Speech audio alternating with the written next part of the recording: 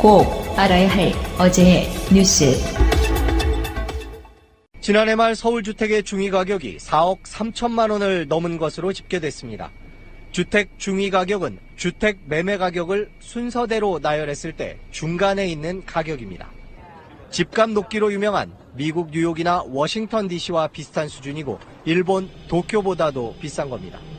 이렇게 집값이 비싸다 보니 내 집 마련에 걸리는 시간도 길었습니다. 통계청의 도시가구 연평균 소득이 4,700만 원임을 감안할 때 서울에서 중위가격인 주택을 사려면 소득을 한 푼도 쓰지 않고 9.2년을 모아야 합니다. 일본 도쿄, 미국의 뉴욕, 워싱턴 DC에 비해 최소 3년 이상 더 걸립니다. 세계 주요 도시들과 비교할 때 서울 집값이 결코 낮지 않은 수준인데 소득면에서 뒤지다 보니까 직장만 기간도 그만큼 오래 걸릴 수밖에 없는 것 같습니다. 내 집 마련이 힘들다 보니 자신이 보유한 주택에서 사는 자가 점유 비율도 다른 국가보다 낮은 편이었습니다. 우리나라 가구 가운데 자신의 집에 사는 가구 비율은 56.8%에 불과해 영국, 미국, 일본보다 낮은 것으로 나타났습니다. 농산물 유통 현장을 점검하러 나선 이낙연 국무총리가 청탁금지법 개정을 직접 언급했습니다. 이 총리는 이른바 김영란법 시행령 개정을 논의 중이고 시기는 올해 안이 될 것이라고 밝혔습니다. 연내를 목표로 수정을 할 것입니다. 설 대목에는 우리 농축수산인들이 그 실감을 하실 수 있게 시기를 너무 늦추지 않겠습니다. 앞서 지난주 목요일 국정현안점검조정회의에서 이 문제가 본격적으로 논의됐습니다. 국민권익위원회는 식사비 3만 원을 5만 원으로, 선물 5만 원을 일부 품목에 한해서 10만 원으로 올리는 개정안을 보고했습니다. 하지만 농림축산식품부와 해양수산부 장관이 10만 원 상향으로는 부족하다는 의견을 내면서 논의는 진전되지 않았습니다. 또 식사비를 올려야 하는지에 대해서 여당 내에서도 의견이 분분한 것으로 알려졌습니다. 다만 농축수산물 시장을 살리기 위해 제도를 바꿀 필요가 있다는 데에는 공감대가 형성된 만큼 개정은 시간 문제인 것으로 보입니다. 최종 의견 조정 아직은 안 돼 있지만 농축수산물은 예외로 한다는 것은 거의 컨센서스가 돼 있으니까요.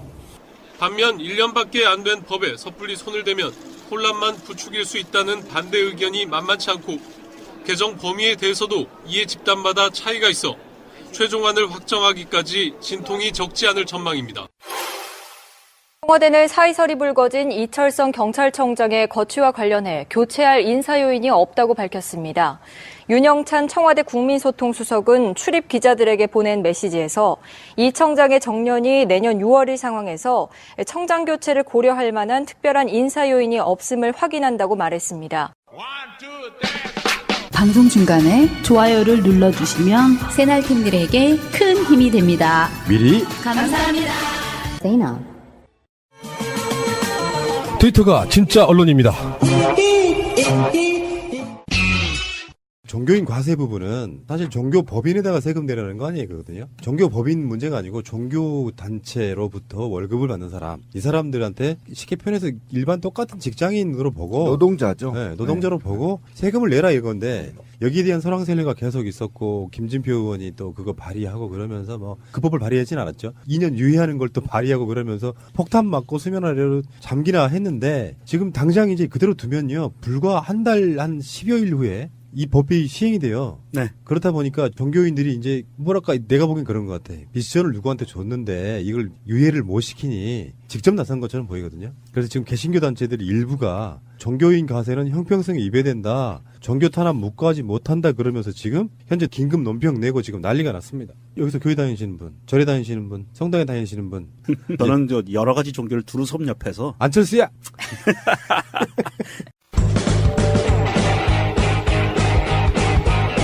제도로서의 민주주의가 흔들리고 구타는 일은 이제 없습니다. 민주주의가 밥이고 밥이 민주주의가 되어야 합니다. 지금 이 문제는 엄격하게 얘기하면 개신교계에서 어그로 끄는 겁니다. 왜냐하면 타이틀이 이래요. 기독교계는 과세 기준이 35가지인데 왜 불교는 2가지밖에 안 되냐. 불공평하다. 볼까요? 기독교계에서 목사님이 받으시는 신도나 교회로부터 받으시는 돈의 목록을 한번 볼까요? 이래요. 생활비, 사례비, 상여금, 격려금, 사택공과금, 이사비, 목회활동비, 전도신방비, 사역지원금, 도서비, 연구비, 휴가수양비, 자녀교육비, 차량유지비 등등등등. 이를테면 이런 거요. 40여 가지가 넘어요. 좀 심하게 종목이. 말하면 화장실 사용비, 여기에 뒤집어 말하면 모 교회에 가면은 이제 카드 수납도 가능한 시대인데 헌금 면목만 몇십 가지가 있다는 거 아니에요? 맞아요. 예.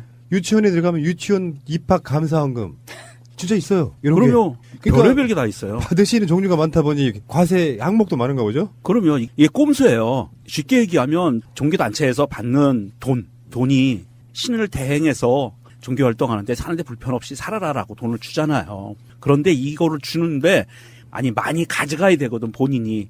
그런데 이거를 하나의 항목으로 받으면 이건 너무 눈에 띄어요. 그러니까 쪼개는 거예요. 돈 받는 항목을. 너무 많이 쪼개내서 40여 가지 막 항목으로 쪼개놓으니까 하나하나를 보면 이게 몇십만 원이야. 이렇게 가는 거거든요.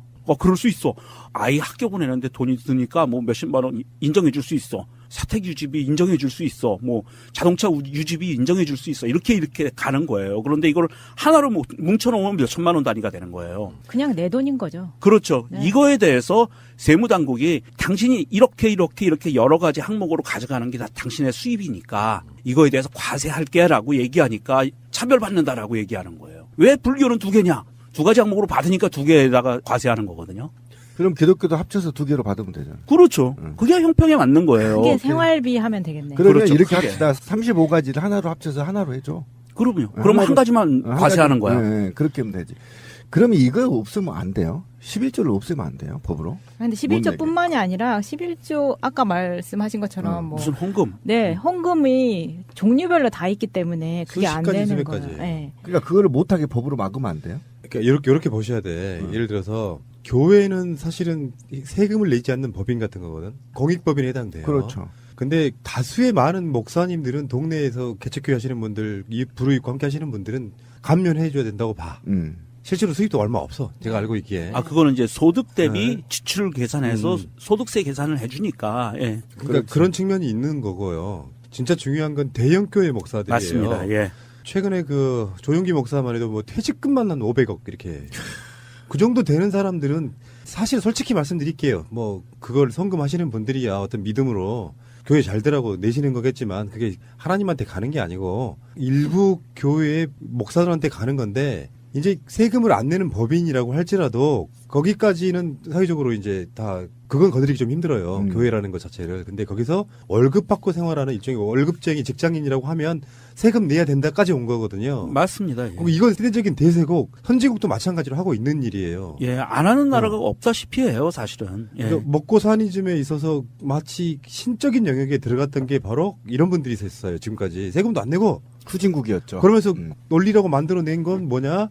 신자들이 미리 세금 내고 받은 월급으로 낸 거기라 우리는 세금 낼 이유가 없다 이거였다고. 그럼 제 담배 살 때 세금 안 내야 돼요. 그렇죠, 맞아요. 네, 월급 받을 때 나 세금 냈으니까. 그것도 논리라고 만들어내서. 근데 지금 이것도 뭐 하지 말라 이거예요. 지금 엄밀히 따지면 이거. 그래서 엊그저께 보수 쪽에 있는 개신교 목사들이 다시 모여서 세무조사를 배제를 시켜주면 종교인 과세를 수용하겠다고 다시 발표했습니다. 지랄 연병들을 하고 있네. 아니 그러니까 이거는 당연한 거예요. 과세는 필연적으로 나중에 뭔가 불법성이 발견되면 세무조사를 할 수밖에 없어요. 그럼요. 그러니까 처음에는 그냥 알아서 내게끔 만들어 주는데 들리는 소문에 의해서 실제 소득은 10억인데 소득 신고한 걸 보면 1,000만 원이라고 신고하면 당연히 세무조사 들어가죠. 그게 아니라 지금까지 무법천지에서 돈을 모았잖아요. 목사들이, 대형교회 목사들이. 그러니까 그게 지금 밝혀질까봐 두려운 거죠. 맞아요. 그게 두려운 겁니다. 세무조사가 제일 무섭다는 얘기예요. 그런데 저는 이제 신도들한테 얘기를 좀 할게요. 대형교회. 그러니까 하느님이 말씀하시기를 낮은 데에 임하라고 하셨잖아요. 근데 내가 어렵게 돈 벌어서 정말 힘들게 노동을 해서 번 돈을 11조를 가서 냈더니 그 돈이 악마한테 금잔들을 깔아주고 금마차를 사주고 그러면 이게 하느님이 볼 때 악을 키우는 거잖아요. 천당에 못 가요. 전 분명히 말씀드립니다. 근데 교회에서 세뇌를 시키기를 11조를 내면 그게 너한테 100배, 1000배로 돌아온다고 가르치기 때문에 사람들이 주머니에서 자기 월급의 10분의 1이 너무 자연스럽게 나오는 거예요. 거기에 항상 나오는 예시가 있는데 그 록펠러 있잖아요. 네. 미국에. 이 사람이 11조를 내서 얼마나 부자가 됐는지를 정말 모든 교회에서 이야기를 해주거든요. 저도 한때 거기에 혹해서 얼마 되지도 않는 월급에서 그렇게 띄어서 낸 적이 있기 때문에 이 내는 사람들의 마음을 정말 잘 압니다. 그리고 그렇다고 쳐요. 그러면 내가 낸 돈이 어떻게 쓰인지는 알 수 있어요, 신도들이? 모르잖아요. 내 주머니에서 나가면 거기서부터 신경 안 쓴다고 또 교육을 받습니다. 환장하겠다. 신의 영역으로 들어간 돈이기 때문에 그럼요. 그건 따져서도 안 되고 밝힐 필요도 없는 그러니까 거고. 결국은 어떻게 됐든 내가 힘들게 노동을 해서 번 돈을 교회에 갖다 바쳤더니 악마에게 금잔디를 깔아주고 금마차를 사준 거 아닙니까? 그렇게 생각을 전혀 안 한다니까요. 그러니까 결국은 천당에 못 간다고요. 그러니까 목사 잘못 만나서 천당 못 간다고 명심하시라고요. 하려면 촛불교회 같은 데 내십시오. 예, 정말 낮은 곳에서 장애인들과 빈민들과 함께 생활하고 있는 그런 교회에 헌금을 하면 천당 가요. 저 자신 있습니다. 그러니까 건물이 교회가 아니고 신도들이 교회라고 그러는 거예요. 성경에서는. 그리고 현대 국가 체제에서 세금이라는 것은요. 소득 있는 곳에 과세 있다. 이거 대원칙입니다. 그래서 이 소득이라는 게 어찌됐든 돈을 벌었으면 그 사람이 목사님이건 신부님이건 스님이건을 따지지 않고 수입이 있고 1년에 생활한 지출을 보고 해서 감면 혜택 다 계산해서 많이 벌었으면 세금 내고 적게 벌었으면 환급해주고 이게 맞는 거예요. 근데 이제 최근에 국민적 정서에 완전히 좀 심하게 반하는 사건이 하나 있었죠. 명성교회 부자세서 그 양반 김하나 목사. 김삼환 목사. 김하나 아들이 김하나. 네, 아들인데 김하나님 이렇게 부르죠. 이 사건이 어떻게 된 건지 설명 좀 해주시라고. 이 대형 교회인데 명성교회가 명일동에 있는 자산이 1000억대입니다. 네, 원래는 개척교회처럼 조그맣게 시작을 했다가 지금 이렇게 커진 거예요. 그러면서 이게 지금 세습 과정을 간략하게 설명을 드리면 처음에는 세습을 안 하겠다고 선언을 합니다. 그러면서 이제 교인들을 캄다운을 시키죠. 그렇지만 나중에 이 아들을 계열사죠. 명성교회의 하남기도처 새노래 명성교회의 담임 목사를 취임을 시킵니다. 그런 후에 명성교회와 이 새노래 명성교회를 합병을 합니다. 이건희한테 배웠는데? M&A네. 그러면서 아버지 김삼환이 담임 목사에서 퇴임을 하죠. 그러면 두 교회가 합병이 됐는데 이 명성교회의 담임 목사인 아버지가 퇴임을 했으므로 아들이 담임 목사로 되는 거예요. 야, 이거 이건희한테 배운 거 맞아요. 그리고 이름이 하나가 뭐니 부를 때 기 하나님밖에 더 되냐고 이게 지금 일부러 그렇게 진 거지. 둘리라고 졌어야 되는데. 그런데 이게 지금 굉장히 지금 논란이 되고 있는데 뭐가 논란이냐면 이게 이제 세습 과정에도 논란이 있었지만 지금 가장 큰 문제가 지금 명성교회가 예수교 장로회 총회 소속이에요. 이게 총회 헌법이에요. 이게 하나님 헌법 2조 28조 6항에 위임 목사의 담임 목사 또는 징병인 아래 각호에 위임할 수 없다고 되어 있는데 이 중에 목사를 배우자나 직계 종비 속에 위임할 수 없다고 나와 있어요. 법의 원칙에. 그러니까 이게 교회 세습이 아니라 합병으로 이루어진 결과이기 네, 때문에 이걸 만든 거지. 네, 규정에 어긋나지 않는다. 그래서 지금 분열이 일어나서 집회가 지금 계속 일어나고 있고 지금 신도들도 장신대의 대학생들이죠. 장로의 신학대학교 대학생 중심으로 지금 강력한 촛불이 지금 형성되고 있는데 이게 1000억대가 지금 세습되고 있거든. 1000억대가. 최소 1000억대라고 하죠. 그러니까 1000억대가 지금 세습되고 있는데 이런 경우에도 지금 세금 하나 내지 않고 1000억을 받아 처먹는 거 아니에요, 목사가. 그러니까 참. 이것도 블루오션이잖아. 계속 돈 내잖아, 11조. 비슷한 예로 제가 우리 동네에 좀 살짝 대형 교회가 하나 있어요. 뭐 정말 유명하지는 않은데 그 지역 내에서는 꽤 알아주는 교회 막 유치원도 갖고 있고 건물도 크고. 근데 그분들이 지난 주말에 동네 전체, 그러니까 1동, 2동 통틀어가지고 주요 요소에서 찌라시 나눠주고 뭐 이러고 있더라고요. 근데 그걸로 끝난 게 아니라 뭐 나눠주는 게 이제 뭐 물티슈, 화장지는 기본이고 팝콘 점점점 안쪽으로 들어갔더니 나중에는 오뎅 먹는 것까지 동원해 가면서 속으로 제가 그런 생각을 했어요. 이분들 대대적으로 영업 나오셨네. 사실 교회라고 하는 게 어디까지가 순수하고 믿음이냐 이렇게 바라보는 문제 이런 걸 생각해 볼 수도 있는데 이게 대형화되고 조직화되면 결국에는 회사예요. 근데 이제 우리가 그걸 우리 같은 이제 무신론자들 무종교인들이 받아들이지 못하는 거는 어떤 건전한 근로를 통해 가지고 노동을 통해서 뭔가 재화를 창출하는 게 아니라 종교 자체는 맹목이거든요. 무조건 믿는 게 종교예요. 의심하면 안 돼. 그래서 믿는다는 표현이 그런 뜻이잖아요. 그렇죠. 예. 존재를 믿는 거거든. 그 맹목적인 어떤 신자들의 돈을 받아서 그걸로 부동산 사서 투기하고요. 헌금을 막 격려하고 그러면서 교회 나오라고 하는 게 순수해 보이지가 않는 거예요. 예를 들어서 정말 힘든 시기에 여러분들과 함께 고통을 나누고 싶다 정도 그런 느낌이 아니고 신자가 점점 줄어들거든요. 전 세계적인 추세예요, 이거는. 유럽 같은 경우는 우리가 대부분 다 서구 선진국 그러면 기독교계라고 생각하지만 심지어는 전체 인구들 중에 기독교 인구가 30% 미만인 나라들이 수두룩벅적해요, 유럽에. 우리나라보다 더 적은 거예요, 숫자가. 기독교를 믿는 사람들이. 근데 그 사람들이 그 종교의 힘을 이용해서 어떤 금전적으로 돈을 벌어들이는데까지 그럴 수 있다고 쳐. 나는 인정하겠다는 거예요. 난 그것도 인정 못하겠다는 거예요. 근데 국민으로서 세금 내는 것도 지금 이렇게 저항하고 있는 거잖아요. 네. 그런데 이 명성교회가 무슨 악행을 했는지 정말 저는 분노를 참을 수가 없어요. 가장 유명한 게 그 세월호 막말이죠. 하나님이 공연히 세월호를 침몰시킨 게 아니다. 나라를 침몰하려고 하니 하나님께서 어린 학생들을 이 꽃다운 애들을 침몰시키면서 국민들에게 기회를 준 것이라고 말한 적이 있었죠. 이게 확 찢어버려. 이게 목사가 아니에요. 악마죠 이미. 그죠? 그러니까 악마입니다. 이걸 이거는. 최대 악마. 좋게 해석하면 어떤 거냐면은 이 사람은 인간계에 있지만 신기에 올라간 사람이에요. 반신반인? 그런 거지. 이렇게 말할 수밖에 없는 건 뭐냐면 자기도 인간이잖아요. 그럼 인간의 기본적인 아픔과 슬픔에 공감하지 않고 기독교의 교리대로 기독교는 내세관 갖고 있잖아요. 그렇죠. 여기서 전두환 같은 개지랄을 해도 기독교만 믿으면 천당 간다고 믿는 사람들이 이런 개지랄을 그렇죠. 하는 거예요. 개지랄하고 용서를 빌면 용서를 하는 거잖아요. 근데 제가 볼 때 이런 목사들은요 MRI 못 찍을 것 같아요. 뿔이 나와버리죠. 근데 이미 이 당시에 2014년에도 명성교회는 재정 관리를 하던 장로가 1,000억 원대 비자금 관리 이것 때문에 자살을 한 적이 있었어요. 1,000억 원대예요. 당하신 건 아니고? 그리고 이때 보면은 김사만 목사는 17대 대선 당시 이명박 후보를 공개적으로 지지를 했었고 예배 중에도 수시로 이명박 후보를 지지하는 의사를 밝혀서 그때도 얘기가 많이 있었는데 한번 읽어주시죠. 네. 나중에 이명박 퇴임 예배까지 주관하게 되는 게 이 명성교회 김사만입니다.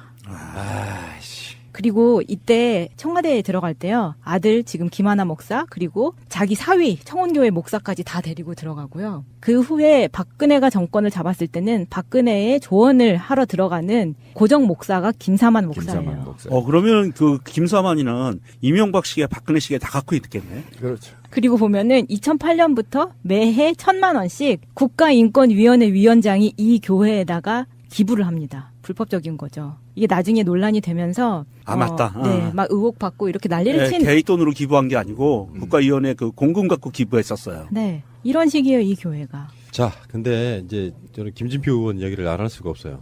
그렇게 해서 이제 그 유예하는 것이 막히니까 또 다른 법을 지금 발의를 해요. 종교인 세제 혜택 법안. 그러면 이 법을 만들 이유가 없잖아. 왜 이러실까? 김진표 의원 이분이 장로님인가 그렇죠? 중요한 직책을 맡고 계셔서 그런지 모르겠는데 하나님의 영광을 이 땅에 실현하기 위해서 목사님에게 가는 세제를 혜택을 주자. 이 양반은 국회를 하나님한테 보훈하는 거네. 그죠? 그러네. 그렇게 되는 거죠. 명박이과네. 그냥 가서 교회에서 살지 뭐라 국회의원 해. 참 답답하네. 그러니까 뭐냐면 어떤 내용이냐면은 보통 이렇게 저도 예전에 좀 안 좋을 때 이제 세무 신고하러 회사에 있을 때는 그게 다 알아서 하잖아요. 네.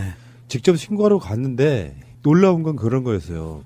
다 세금을 이제 공제해주는 쪽으로 가니까 세금 낼 게 0원이더라고. 그렇죠. 그거야, 그거. 그러니까 저소득층에게 현금 지원하는 근로장려금, 자녀장려금 같은 세제 혜택을 종교인들에도 확대 적용하는 내용이에요. 기타 소득으로 자신의 소득을 신고한 종교인에게도 세제 혜택을 주자. 기타 소득은 일반 근로자가 신고하는 근로소득과 달리 필요 공비로 인정해주는 부분이 많기 때문에 꼼수죠, 이것도. 근데 김진표 이분이 이제 국회 조찬 기도 회장님이시기도 하고 그런데 본인이 다니는 교회도 제가 봤을 때는 개척교회나 작은 교회는 아닐 것 같아요. 그리고 이런 법안을 자꾸 만드는 거는 사실은 작은 교회보다는 큰 교회를 돕기 위한 거잖아요. 그렇죠. 그러면 대형 교회는 깔끔하게 어떤 그룹으로 나눠서 도와줄 수 있는 교회는 도와주고 사실 대형 교회는요. 김사만 목사처럼 이 김하나라는 사람이 올해 44시거든요. 만으로. 그리고 이 사람은 뉴욕에서 고등학생 때부터 뉴욕에서 유학을 시작을 했어요. 그러면 이 사람이 박사학위 몇 개 뭐 막 이런 식이거든요. 그 미국에서도 대학교를 3개인가를 다녀요. 그렇다는 이야기는 IMF를 미국에서 보냈다는 이야기거든요. 그때 당시에 대형 교회에 정말 많은 자녀들이 미국에서 얼마나 많이 돈지랄을 했었는지 그 사람 중에 하나라는 이야기예요. 근데 이런 사람들을 왜 조세 혜택까지 줘 가면서 도와줘야 되는지 절대 도와줄 필요가 없다는 거죠. 돈이 차고 넘치는데 이미. 영어 잘하겠네. 그러니까 이게 지금 김진표 의원이 발의한 법안에 지금 이게 좀 심각한 문제가 있는 게요. 과세의 형평성을 현저하게 침해할 우려가 있어요. 지금 국세청에서 나와 있는 기본 원칙을 한번 말씀드려 볼게요. 기타 소득, 이거는 고용 관계가 없는 자가 강연이나 뭐 이렇게 해서 별도로 얻는 수입을 기타 소득이라고 하는데, 이 다른 소득과 합산하여 과세하는 것이 원칙인데, 기타 소득 금액이 연간 합계액이 300만 원 이하인 경우에는 납세자가 분리과세를 택하든지 종합과세를 받든지 선택할 수 있게 돼 있어요. 그래서 300만 원을 초과하는 경우에는 선택의 여지가 없이 종합과세가 딱 되는 거예요.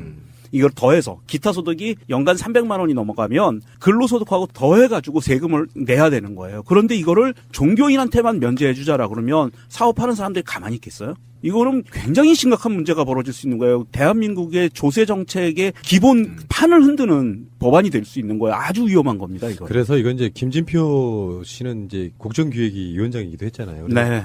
사실 문재인 대통령한테 굉장히 짐이 되는 느낌이 좀 있어요. 왠지 부끄러워 죽겠어. 이렇게 막 이런 종교 쪽으로 집착을 하는지. 근데 문재인 정부 자체는요, 김동연 부총리부터 시작해가지고 예외 없다. 법에 정해진 대로 간다, 이 입장이에요. 그러니까 문재인 정부에 있어서의 그 종교인들 입장에서 보면 김진표를 내세워서 뭔가 이 판을 예정대로 가지 못하게 하려고 엄청 노력하고 있는 게 보이는 거거든요. 그럼 결국은 김진표가 교회 풀악지네요. 그렇죠. 왜 그렇게 봐야 되는 거죠? 교회 특수활동비를 받아가지고. 그렇죠. 이제 풀악지를 하고 있는 그럴 거죠. 수 있다고 생각을 하고요. 이게 기타 소득이라고 얘기하는 거 있죠. 이 기타 소득은요, 법률적으로 8개 항목 정도는 좀 많은데 8개 항목 정도에 해당하면 이 기타 소득 금액의 80%를 경비로 인정을 해줘요. 그냥 영수증 없어도. 이미 그거 자체가 혜택인 거예요. 근데 거기에다가 또 혜택을 더 달라. 이건 말이 안 되는 거예요. 어쨌건 뭐 종교인들 불우한 이웃과 함께 하시는 정말 좋은 분들도 꽤 많은 거, 그런 분들만 주로 만나봤거든요. 대형교회 목사는 평생 한 번도 본 적이 없습니다. 그런 종교인들까지 이렇게 폄하가 되지 않길 바라고, 제가 알고 있기에 종교인들 중에 그런 분들은 스스로 소득신고해서 세금 내시는 분들도 꽤 많이 있는 걸로 알고 있습니다. 근데 꼭 있는 자들이 꼭 이런 식이에요. 서민들, 자기보다 월등히 못 사는 일반 서민들한테는 수십 가지 명목의 헌금을 뜯어내면서 자기들 소득세 이 부분에 대해서는 이렇게 빠져나가려고 하고 있고. 간단해요. 하느님의 노예가 아니라 돈의 노예가 돼 있기 때문에. 예, 알겠습니다. 새가 날아든다는 여러분들의 하트를 먹고 삽니다. 잊지 않으셨죠? 에피소드 제목을 누르고 플레이가 되면 오른쪽 위에 하트를 꼭 눌러주세요. 오늘도 감사합니다. 더 많은 분들이 들을 수 있도록 하트 꼭 눌러주세요. 정권 연장을 위한 싱크탱크 27번째 시간입니다. 시간은 자꾸 가는데 이게 참 어렵습니다. 국회에서 뭔가 받쳐줘야 되고 정책이 반영돼야 되고 하는 과정 속에 성질 급하신 분들은 문재인 대통령 취임 6개월 됐는데 뭐가 바뀌었냐 하시는 분들이 있겠지만, 상당히 많은 정치적 검찰, 국정원 이쪽은 많이 엄청나게 바뀌고 있고, 사실상 가장 더디게 가는 것이 바로 예산이 반영되는 복지가 아닌가 이런 생각을 해보면서 그 사이에 겨울이 왔습니다. 이 추운 날씨를 뚫고 방송실까지 와주신 세 분을 소개해드리겠습니다. 복지고 소사이어티 얼굴 이상희 공동대표님. 안녕하세요. 이상희 공동대표입니다. 늘 누가 먼저 소개되는지 긴장돼요. 이제 누구 먼저. 사실상의 실소유주. 복지국가 소사이어티는 누구 겁니까? 탓은 누구 겁니까, 대표님? 저는 이명박 거라고 생각합니다. 예.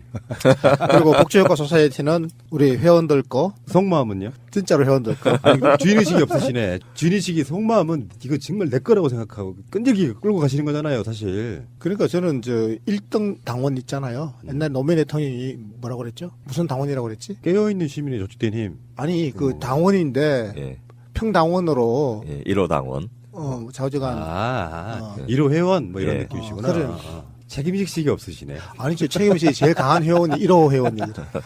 복지고 소사이어티는 회원들의 것이다. 이거는 이제 사회적 태도의 문제고, 속마음은 내가 주인처럼 주인의식으로 맞잖아요. 예. 그래야죠. 다들 그런 마음으로. 그러니까 사실상 실소유주 맞습니다. 요즘에 고물상 사장님이 좋아하신다 그러더라고요. 다 쓰고 난 뒤 물건은 고물상으로 주세요. 그래가지고 가스가 또 나온다고 해서. 썰렁한가요? 복지과 소사이어티의 저 썰렁한 인물. 그러나 그 모든 것. 퀴즈맨 서정우님. 반갑습니다. 서정우입니다. 다스는 누구 겁니까? 당연히 이명박 겁니다. 서정우 거라고. 제 거였으면 좀 좋겠네요. 네.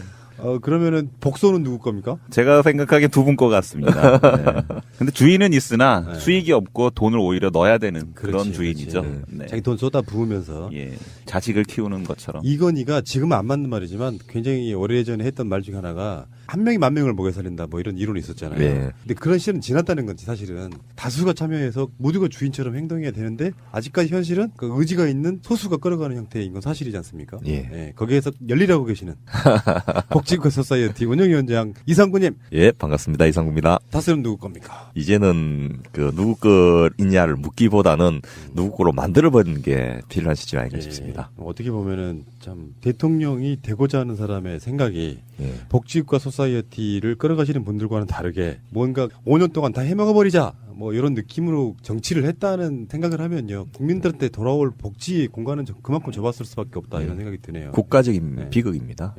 주진희 기자가 우리하고 인터뷰할 때 그런 이야기했어요. 역사상 최악의 사기꾼 이런 사람이 대통령을 했다는 거 대한민국의 불행이기도 하고. 근데 역사는 그런 것 같아요. 그런 것들을 반전으로 반면 교사 삼아서 저 잘 끌고 갈 수 있다면 사실 더 좋은 거라고 저는 보는 부분도 있는 것이고요. 어쨌건 아까 초반에 말씀드린 것처럼 복지 이게 가장 더디게 가는 분야잖아요. 실생활에까지 오기까지. 법령과 예산을 수반해야 되다 보니까 이게 진검승부일 수밖에 없는 거죠. 그래서 날씨가 추워져서 좀 더 걱정인 부분도 있어요. 언제까지 우리 이제 그 나눔, 후원, 협찬, 기부 이런 거는 두 번째 문제다. 언제까지 연타 매달해야 되느냐. 이게 대표님 말씀하셨잖아요. 그런 게 필요 없는 나라를 만들어야지. 생각해보면 국회의원들이라는 게 법을 만들 생각은 안 하고 생색내기로 연탄 매달하고 있는 거 저는 그 순간 이후부터 생각이 바뀐 거예요. 역시 우리 체계바라십니다. 지금 문재인 대통령의 지지율이 꺾이지 않고 계속 높은 상태를 유지하고 있지 않습니까? 뭐 저는 굉장히 다행스럽다고 생각하는데 이제 그럼에도 불구하고 일부 국민들 그리고 또 상당수의 우리 서민들이 내 살림살이는 언제 나아지나라고 지금 초조하게 기다리고 있는 건 사실이에요, 여기죠. 그래서 또 국민의 전환이 이제 와줘야 된다 이런 생각을 저는 하고 있고요. 그런 특별하게 민생에 와닿는 어떤 그런 혜택 같은 거, 살림살이가 나아지고 있는 거 이런 거를 사실 잘 못 느끼고 있음에도 불구하고 우리 다수의 보통 사람들이 여전하게 문재인 대통령을 강력하게 지지하고 떠받치고 있는 이유는 저는 두 가지라고 생각해요. 하나는 위법적 적폐 세력을 단호하게 척결하는 모습에서 가능성을 갖고 있는 거예요, 지금. 그게 하나고요. 또 하나는 이제 지난 겨울에 있었던 그 촛불혁명의 기대를 여전히 가지고 있는 거예요, 지금. 조금 더 기다려보면 아마 달라질 것이다. 일단 위법적 적폐 세력들을 다 척결하고 난 다음에 단계적으로 이제 경제사회적 적폐를 척결하다 보면 살림살이가 나아질 것이다라고 지금 기다려주는 것 같아요. 참 고맙죠. 팟캐스트니까 이런 표현 한번 써볼게요. 속칭 쌩깐다는 표현이 있거든요. 정우님, 쌩깐다가 뭐예요? 모른 척한다. 그렇죠. 그러니까 무시한다. 제가 자주 썼던 말 중에 하나가 문재인 대통령의 진정성을 믿는다 이런 거잖아요. 뭔가 이걸 거짓말하려고 하지는 않을 것이다. 대통령이 됐으니까 국민적인 복지에 대한 열망을 쌩까지는 않을 것이다. 좀 더 뒤집어서 말하면 진짜 하고 싶어한다. 네, 그런 거죠. 네, 그 이야기 관련된 가장 중요한 이야기를 잠시 후에 할 거고요. 국민들은 국가의 존재 이유가 무엇이냐고 물었습니다. 어려울 때 국가가 지켜주고 있다는 믿음을 주어야 그것이 국가의 존재 이유입니다. 퀴즈 보고 가겠습니다. 네, 새날의 가장 멋진 목소리 퀴즈맨 버터입니다. 근데 여기 뭐 방송하는 시간이 짧아서 목에 목소리를 깐다 그래서 그 목소리로 한 며칠 방송할 수 있어요. 목이 맛이 갑니다. 그러니까 저분 목소리는 굉장히 보호된 목소리예요. 허상에 섞지 마시라고. 날계란 옆에다 쌓아놓고 해보도록 하겠습니다. 그런 기회가 주어진다면. 자, 지난주에 이제 저희 단체의 발전을 해서 욕을 해도 좋다고 제가 폰번호와 이메일을 적어놨는데요. 연락이 한 건도 안 왔습니다. 네. 악플보다 무서운 게 슬픈 게 무플이라고 하지 않습니까? 네. 비극인데 이렇게까지 우리가 띄웠는데도 불구하고 계속 안 오면 어떡하나 걱정이 한 번 됩니다. 더 공개하세요. 한 번 더. 예. 한 번 더. 이번에는 번호를 한번 부르겠습니다. 010-5837-0825. 네. 그 전화번호를 게시판에 단 거죠. 네. 당연히 안 오지. 그 방송으로 공개하고요. 네. 한번 테스트 한번 해봅시다. 네. 악플이든 뭐든 간에 전화번호 다시 한번요. 격려를 쌍욕도 좋습니다. 제가 평생 동안 들을 욕을 요번에 한번 먹어볼 테니까 네, 한번 보내주세요. 010-5837-0825. 예, 여기다가 그게 뭔데? 이상의 칼럼 읽어주는 남자? 예, 저 이상의 칼럼 읽어주는 남자. 하여튼 복소사와 관련된 모든 의견 좋습니다. 의견을 문자로 주시면 되겠습니다. 아니면 카톡으로 주셔도 되겠습니다. 야, 멋진데? 용자. 욕먹을 각오가 돼 있습니다. 자, 지난주 퀴즈. 이혼한 한부모 가정에 양육비를 받지 못하고 있는 경우 도와주는 여성가족부 소속 국가기관은 어디일까요? 정답 1번 양육비 이행관리원입니다. 문제가 어려웠는데 제가 밑에다 링크를 팟빵 새날 에피소드 링크를 걸었는데 에피소드 링크 제목이 양육비 이행관리원을 아십니까? 이렇게 달려갖고 정답 댓글이 되게 많이 달렸어요. 답을 각지었네. 제목이 양육비 이행관리원을 아십니까? 아니, 이거는. 근데 그게 알리는 게 목적이니까. 네, 괜찮습니다. 임승희, 이정열, 어문희, 하운용, 주희준, 한상모 이렇게 답을 달아주셨습니다. 아, 참 참고로 여성부 차관님께서 고마워요 하고 문자 보내주셨습니다. 그러셨어요? 예, 진짜? 들으신 겁니다. 여성부 차관님이 들으셨다고? 예, 여성부 차관님 성함이 이숙진 차관님이십니다. 이숙진 차관님 저희 했습니다. 예. 네. 저희한테 후원해 주세요. 네. 자, 이번 주 문제. 국회 선진화법에 따라 예산심의는 차기 년도 예산 시작일 한 달 전인 12월 2일까지 의결하도록 되어 있고 국회에서 예산안에 대한 의결이 안 될 경우 정부 예산안에 준용하여 집행하도록 되어 있기 때문에 자유한국당은 이 국회 선진화법 때문에 무조건 시간을 끄는 것은 불가능하게 되었습니다.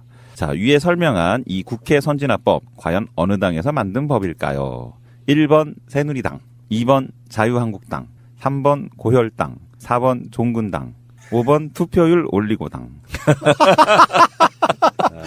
정답을 아시는 분은 복지국가 소사이어티 페이스북 페이지나 이상희의 칼럼 읽어주는 남자 팟빵 게시판에 질문을 올릴 테니 그곳에 정답 댓글을 달아주시면 되겠습니다. 저도 피드백으로 양육비 이행관리원이라는 게 처음 알았다 이렇게 하시는 분들 많았고요. 굉장히 소중한 정보가 아니었나 생각이 들고. 예, 그리고 지금 새날에서 그 선주문 펀딩 달력을 제작을 하고 있는데요. 거기는 저희도 이제 적극적으로 참여할 테니까 여기 청취자 여러분들도 선주문 펀딩 달력 요거 많이 신청해 주시면 좋을 것 같아요. 그것은 이제 저희들 방송의 컨셉답게 촛불로 이제 정권까지 바꾼 거잖아요. 그래서 실제로 방송 들으시는 분들이 얼굴을 놓고 싶었어요.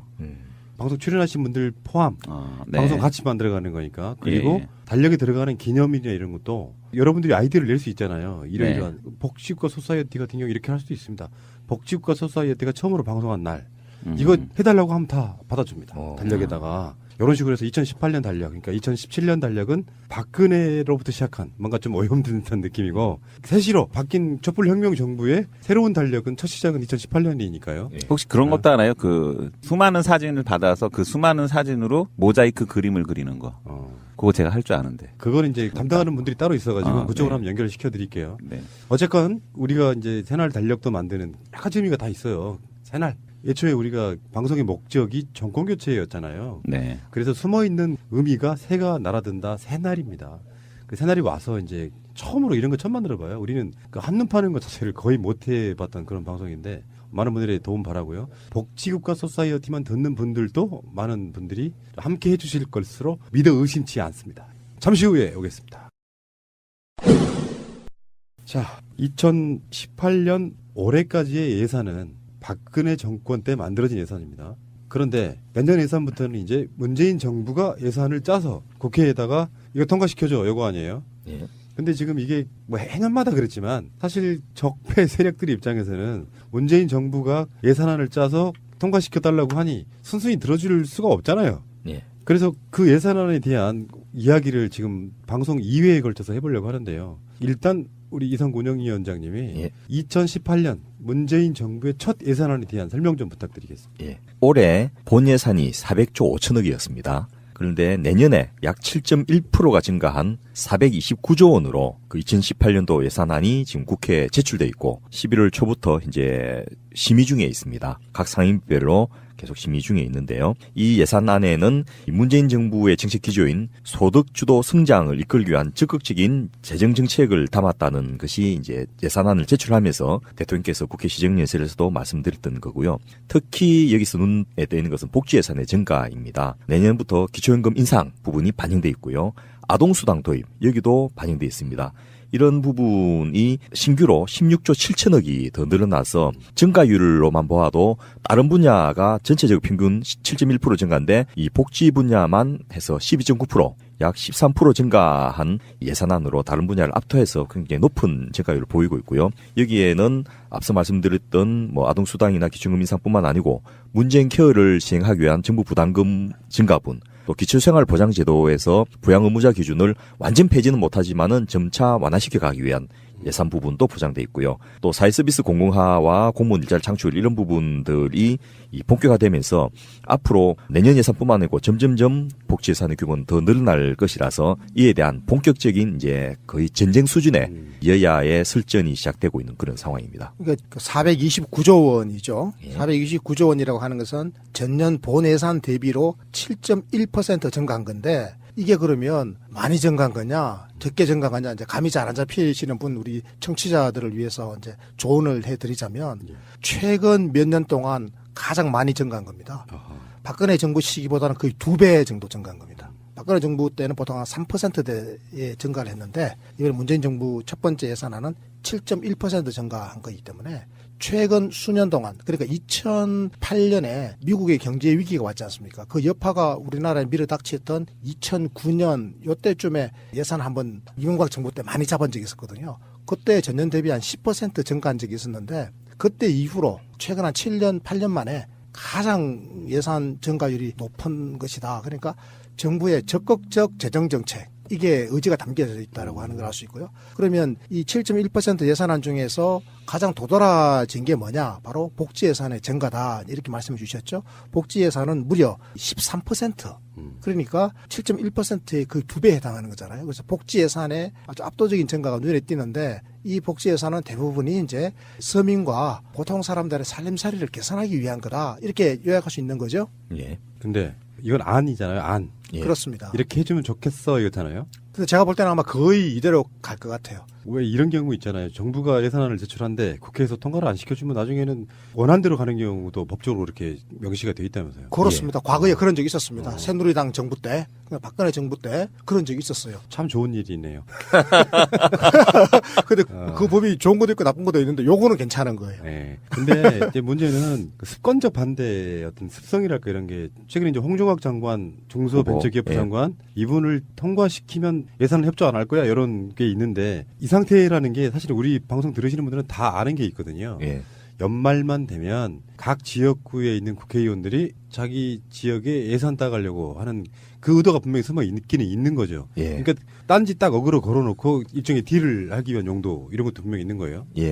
그리고 지역구 국회의원의 그 용도란 것 자체가 중앙정부에 가서 예산 따오는 거다. 이런 식으로 국민들이 인식을 하고 있기 때문에 마치 그게 당선의 관건인 것처럼 이렇게 해서 이 예산국회 끝나고 나면 쫙 문자가 옵니다. 거의 한 페이지 넘어가게 굉장히 장문의 문자가 오는데 무슨 도로 건설 예산 땄습니다. 무슨 체육관 예산 땄습니다. 이렇게 하는데 제가 볼 때는 그거 따오면 오히려 손해볼 게 더 많은데 이런 생각이 들 정도임에도 불구하고 국민들은 저 의원이 무슨 일을 많이 했구나 이렇게 생각을 하는 이 구조가 사실은 근본적인 문제가 있는 거죠. 그리고 따오는 예산이 대부분 다 토목 건설 예산이잖아요.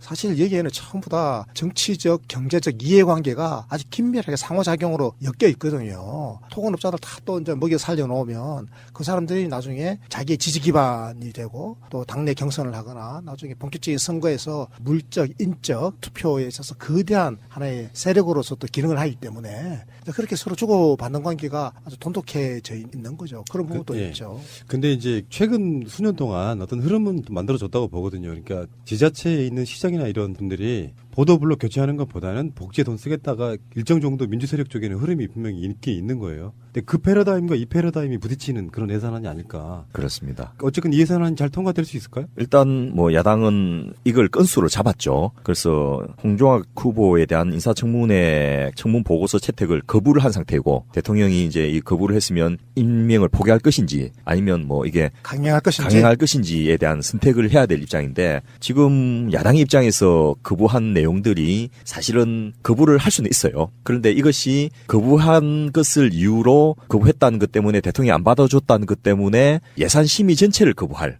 그런 정도의 사안이냐라는 것에 대해서는 별로 국민들이 그렇게 생각을 하지 않고 있거든요. 계속 딜레이 시키죠 뭐. 지금 야당의 입장은 대체적으로 제가 봤을 때는 그런 것 같아요.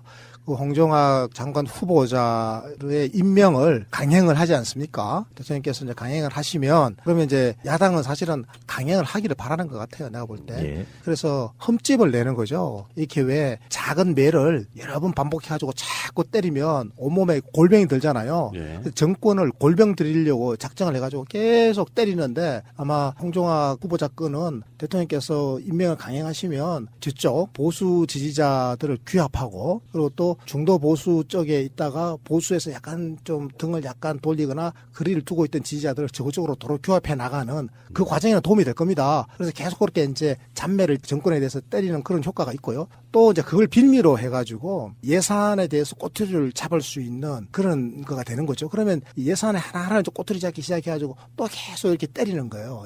자리하게. 사실 이게 뭐 거부할 의사는 전혀 없는 거고 거부가 되지 않는다는 것도 쟤네들이 너무 잘 알아요. 그럼에도 불구하고 계속 그걸 때리는 거는 정치적 목적이고 그 정치적 목적의 궁극적인 종착역은 다음 지방선거입니다. 그렇겠죠. 그런데 방금 문제에서도 나왔습니다마는 이 새누리당이 자기들 집권당일 때 이게 싫어가지고 국회 선진화법을 통과를 시켰지 않습니까? 법에 따르면 항상 예전에는 여러분이 자정을 넘겨가지고 뭐 밤새 몸싸움하고 이런 것들을 많이 보셨을 건데 이제는 다음 회기 시작 연도 한 달 전까지 무조건 예산안을 통과시키게 돼 있고 그걸 통과 못 시키면 일단 정부 제출 안에 준용해가지고 집행을 하게 돼 있습니다. 그러니까 한 달도 안 남았네요. 지금 날짜로 보면은. 그렇습니다. 그래서 31일까지 있으니까 12월 2일 본회의에서 이걸 통과시켜야 됩니다. 근데 못 시키면 일단 정부가 제출한 원안 그대로 집행을 하게 돼 있습니다. 1월 1일 신정 빼고 예. 1월 2일부터 예산 집행이 시작되기 한 달 전. 예. 그래서 뭐 자기들이 이렇게 할 의도는 아니겠지만은 발목을 잡는 것도 한계가 있을 수밖에 없는 그런 상황이고 또 하나는 이 예산들이 대부분 다수의 국민들에게 직접적으로 혜택이 간 예산들이기 때문에 저 무슨 당 때문에 내가 이달부터 받아야 될 10만 원을 못 받게 되었어. 또 무슨 의원 때문에 우리 어머니가 기초생활보장 대상자로서 수급을 받게 돼 있는데 진행이 안 되게 되었어. 이런 식의 직접적인 연관이 형성되기 때문에 그 책임을 무릅쓰면서까지 이 예산 심의를 막고 강행하기에는 쉽지가 않은 그런 상황이 아닌가 싶어서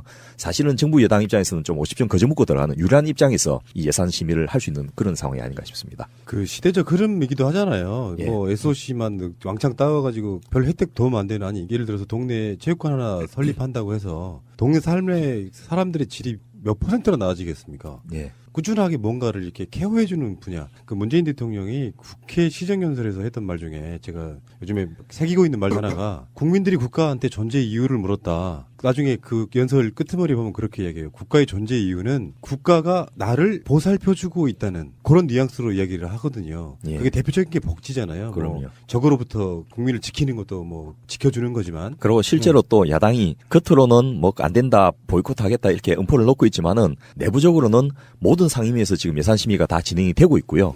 또 제일 중요한 거는 예산안 조정 소위원회입니다. 여기에 이제 여야가 각각 자기들 의석수만큼 15명을 배분해가지고 본격적인 예산 심의를 하게 되는데 이 예산 조정은 소위원회 위원이 확정이 됐습니다. 그 예결위 예산소위 위원 15명. 예. 그러니까 이 말은 결국 말로는 예산 심의를 거부하고 이것을 발목을 잡겠다고 하지만은 실제로는 11월 14일부터 저 상임위에서 넘긴 예산안들을 심의를 들어가게 됩니다. 여기서 잠깐만요. 예. 우리 같은 사람들이 생각해도 예. 예산소위 위원 15명이면은 가장 그 뭐랄까 선망의 대상인 자리가 아닐까 싶어요. 그렇죠. 국회의원들한테는. 예. 제가 이분들 명단 좀 알려드릴게요. 예산소위 위원장 백재현 의원이고요. 더불어민주당에. 예. 그리고 윤후덕, 유승희, 박재호, 안호영, 어기구 의원이 지금 민주당에서. 자유한국당에서는 김도읍, 김광림, 김기선, 경대수, 곽대훈, 김성원 의원이고요. 예. 국민의당에서는 황주원, 김경진, 바른정당은 비교섭단체 목 예산소위위원으로 정운천 의원이 선정됐다고 해요. 불행히도 정의당의 비교섭단체 몫이 이제 사라져버렸습니다. 숫자가 많으니까 그쪽으로 갔군요. 예. 그러면 이제 본격적으로 심사가 14일부터 시작됐군요. 예. 그런데 이 예산조정 소위가 그야말로 피 튀기는 전쟁이거든요. 그 안에서 우선은 이제 감액부터 시작합니다. 쫙 잘라버리는 거죠. 그런데 그때 뒤에서 계속해서 막 쪽지들이 들어옵니다. 각 의원들한테 우리 지역구 도와달라 이런 내용들인데 사실은 예산조정 소위의 위원으로 들어갈 때 이미 그런 것을 해준 걸 조건으로 들어온 분도 계시고 또 여기서 잘하면 당으로서의 평가 또 나중에 자기가 당내 어떤 선거에서의 그 지지 이런 게 좌우되기 때문에 무시할 수는 또 없는 그런 상황인데 이게 꼭 나쁘다고는 할 수는 없어요. 그럼요. 근데 이게 너무 심하면 자기 지역 이기주의 뭐 이런 형태로 가면은 근데 그게 참 복지 문제 우리들 입장에서는 너무 이렇게 그 시스템을 바꾸는 것도 저는 어떤 면에서 보면은 최소한 따가는 건 상관없는데 그게 SOC로만 가는 것도 일종의 적폐 아니겠어요? 예. 그래서 이런 것을 좀 공개적으로 하고 쪽지 예산을 비공개로 하지 말고 공개적으로 하고 이 예산 심의를 더 예결위 소위가 뭐 기껏해야 한 2주 정도밖에 운영 안 되는데 1년 내도록 하자. 그래서 상시적으로 예산을 좀 논의를 하면 훨씬 깊이 있게 내용을 충실하게 파악도 할 수 있고 또 심의도 할 수 있지 않느냐 이제 이런 요구가 있음에도 불구하고 뭐 정치권도 그렇고 정부도 그렇고 이게 편하고 좋으니까 아직도 반복하고 있어서 앞서 우리가 국정감사를 보셨듯이 이 예결위도 똑같이 앞으로 상시국회로 가야 될 그런 내용이 아닌가 싶습니다. 근데 문제는 이제 뭐 12월 2일까지 되냐 안 되냐 이런 걸 떠나서 이게 예산은 그래도 매년마다 해왔던 게 있기 때문에 뭘 어떤 우여곡절을 겪더라도 통과되겠죠. 뭐 조금 깎이거나 뭐 이런 상태로. 개헌처럼 개헌은 정말 각 정파 간의 이해 득실 때문에 사실 개헌하기는 진짜 힘들 것 같고요. 문제는 이 국회 예산이 통과되는 데 있어서 이제 가장 어쩌면 걸림돌일 수도 있고 국회 선진화법 이 상태에서 서로 간에 합의가 안 되면 어떻게 돼요? 예산 자체보다도 이제 예산이 본회의에서 12월 2일까지 통과되려면 12월 1일까지 예산 수반 법안이 통과가 돼야 됩니다. 그게 안 되면 예산이 통과되어도 집행을 못하게 돼 있거든요. 법적인 근거 없는 예산을 집행할 수는 없으니까. 그런데 문제는 이 예산 수반 법안들이 모두 다 제대로 지금 심의를 하나도 안 하고 있는 상태들입니다. 아동수당만 해도 정부가 제출한 법안뿐만이 아니고 10여 의원들의 각각의 안들이 다 제출되어 있는데 이 각 안들을 병합 심리를 해가지고 그 단일 안을 국회에서 결정을 해야 되는데 이런 부분이 제대로 심의 안 된 상황에서 이제 예산이 통과되면 물론 좋은 점은 있습니다. 일단 정부의 관련 법안을 근거로 해서 통과시키게 이렇게 돼 있긴 합니다. 또 합의가 안 돼가지고 통과 못하면 불용 예산으로 이걸 예산안 통과됐지만은 못 쓰고 끝나버리는 그런 경우도 있는데요. 이런 상황에서 하루빨리 특히나 이 앞서 말씀드렸던 대로 이런 대부분의 예산들이 국민들에게 직접적으로 영향을 미치는 아니기 때문에 이거 통과 안 시키면 누군가 책임을 지는 이런 문제가 있어서 압박이 상당할 시기라서 중요한 몇 가지 안들만 합의된다면 우선 통과시키고 나중에 후 보완하는 것도 가능하거든요. 그래서 예를 들면 아동수당 같은 경우에는 이미 1조 1,000억이 배정돼 있으니까 이것을 몇 살까지 할 것인지 또 얼마로 줄 것인지 이런 정도 부분만 합의가 되면 일단 통과시키고 세부적인 거는 또 보완을 할 수도 있지 않겠나 싶습니다. 사실 아동수당이 지급되는 건 사실 획기적인 일 아닙니까? 지금까지? 그렇죠. 내년 7월 1일부터 0세부터 5세까지 6년 동안에 걸쳐서 아예 일생에 걸쳐서이죠. 6년 동안 지급되는 거거든요. 내년 7월 1일부터니까 반년치잖아요. 지금 반년치 예산이 이번에 상정돼 있는 거죠. 지금 그러니까 반년치 예산이 1조 1천억 원이잖아요. 이제 1년 치면 2조 2천억 원짜리 예산인데 지금 6개월치가 반영되어 있는 건데요. 그래서 이거는 아동수당을 지급할 수 있는 법적 근거를 만들어야 되거든요. 그래서 이게 입법 사항입니다. 그런데 이거 법이 12월 1일 날까지 법이 통과돼야 돼요. 12월 1일 날까지. 아, 그렇군요. 법이 통과돼야 그래야 12월 2일 날 그 다음 날 예산안이 그 법에 근거해가지고 존재해야 되잖아요. 그래서 아동수당 예산은 지금 정부 안으로 1조 1천억 원, 6개월분 1조 1천억 원이 만들어져 있는데 정작 법은 없으면 집행할 법적 근거가 없어져 버리잖아요. 그래서 국회 선진화법에 따라 가지고 12월 1일 날까지는 예산과 관련되어진 부수 법안들은 무조건 본회의에 상정이 되도록 돼 있어요. 무조건 상정이 되는 겁니다. 그런데 방금 이야기한 아동수당 같은 경우에도 김승희 의원안은 6에서 18세까지 아동에게 다 주자는 거고 그 정의당의 윤소아 의원안은 12세 미만까지를 전부 다 주자는 거고 지금 행자부 장관 하시는 김부겸 의원님께서는 그 국회의원 시절에 6에서 12세까지 주자고 했고 양승조 의원은 18세 미만을 전부 다 주자 이런 식으로 그 연령부터가 굉장히 다양한데 문제는 자유한국당은 이 아동수당 예산은 7대 퍼주기 예산으로 포퓰리즘. 예, 포퓰리즘이라 해서 통과를 못 시키는 것으로 선정을 하고 있기 때문에 이게 그 복지의 뚝이 무너진다고 생각할 거예요. 아마 아동수당은 약간 혁명적인 부분이 있잖아요. 예. 그러니까 제가 늘 이야기했던 게 OECD 국가들 중에서 아동수당 없던 나라가 과거에 5개 나라였거든요. 일본하고 미국, 우리나라, 멕시코, 터키 이렇게 5개 나라였는데 2010년에 민주당 정권이 들어서면서 일본은 아동수당을 해버렸거든요. 예, 그래서 상당히 많은 액수를 줍니다. 그래도 중학교 3학년까지 했는데 지금 우리 돈으로 한 달에 한 17만 원 정도 주고 있습니다. 원래는 한 25만 원 주려고 그랬는데 재정 상황이 어려워서 17만 원 정도 주고 있는데 어쨌건 중학교 3학년까지 지금 다 받고 있고 그것도 보편적 방식으로 받고 있단 말이죠. 그래서 일본이 이제 아동수당이 없던 OECD 야만적 국가에서 빠져버렸어요. 그러니까 멕시코, 터키 비교적 OECD 국가에 포함되어 있지만 여러 가지 지표가 형편없는 나라 그리고 미국과 우리 대한민국이라고 하는 두 나라만 망신스럽게 아동수당이 없는 거예요. 그러니까 우리가 이제 아동수당이 있는 나라로 된다라고 하는 거는 미국과 다른 나라가 된다라는 거예요. 이거는 복지의 개념에서 굉장히 중요한 변화 터닝 포인트다. 그러니까 우리 사회의 보수 세력은 이거 무너지는 걸 원치 않는 거예요. 이거 무너지게 되면 다음에는 이제 정세 논쟁으로 가는 거고 그렇게 되면 이제 부자와 재벌 대기업들이 더 많은 세금을 내야 된다라고 하는 걸 이들이 이제 직감적으로 본능적으로 알고 있는 거죠. 그래서 이 저지선을 지금 치고 저항을 하려고 하는 건데 해봤자 못 이긴다라고 하는 것도 이들이 알아요. 왜냐하면 국민의당이 이걸 받아들일 수밖에 없기 때문에 국민의당에 살기 위해서라도 이걸 받아들일 수밖에 없어요. 그리고 국민의당의 의원들 다수가 이걸 지지하고 있고 심지어는 관련 법안을 제출까지 했었어요. 그러면 뻔히 되는 줄 알면서 자유한국당은 왜 지금 퍼주기 7대 악법으로 이걸 규정했냐? 보수 대단결 하려고 그러는 겁니다. 그러니까 그게 속으면 안 되는 거예요. 사실 국민을 위한 정치 안 하고 있잖아요. 예. 그 선동만 해가지고. 선동 정치. 그거잖아. 세금을 물 쓰듯이 써가지고 나라 곳간이 빈다. 그래서 쩔쩔쩔 가난해진다. 이렇게 쓰면 안 된다. 이런 논리를 갖고 있는데 여기 속으시면 절대 안 되는 거잖아요. 그럼요. 특히 지금 아주 우스운 부분이 예를 들면 중소기업 퇴직연금기금제도라는 게 이제 정부가 하기로 해가지고 재정지원금을 예산에 반영시켜서 벌써 2년째 통과를 시키고 있는데 관련 법 개정이 안 돼가지고 2년째 예산은 통과됐는데 집행을 못하고 불령으로 계속해서 처리되고 있는. 이게 뭐예요? 이 중소기업에 대해서 종사자들의 퇴직연금을 이제 국가가 일정 정도 보조해갖고 지원할 수 있도록 하는 그런 제도이거든요. 그래야지 이제 대기업하고 차들이 많이 없어져서 중소기업에 그 젊은이들 많이 갈 수 있도록 하는 그런 제도들이고요.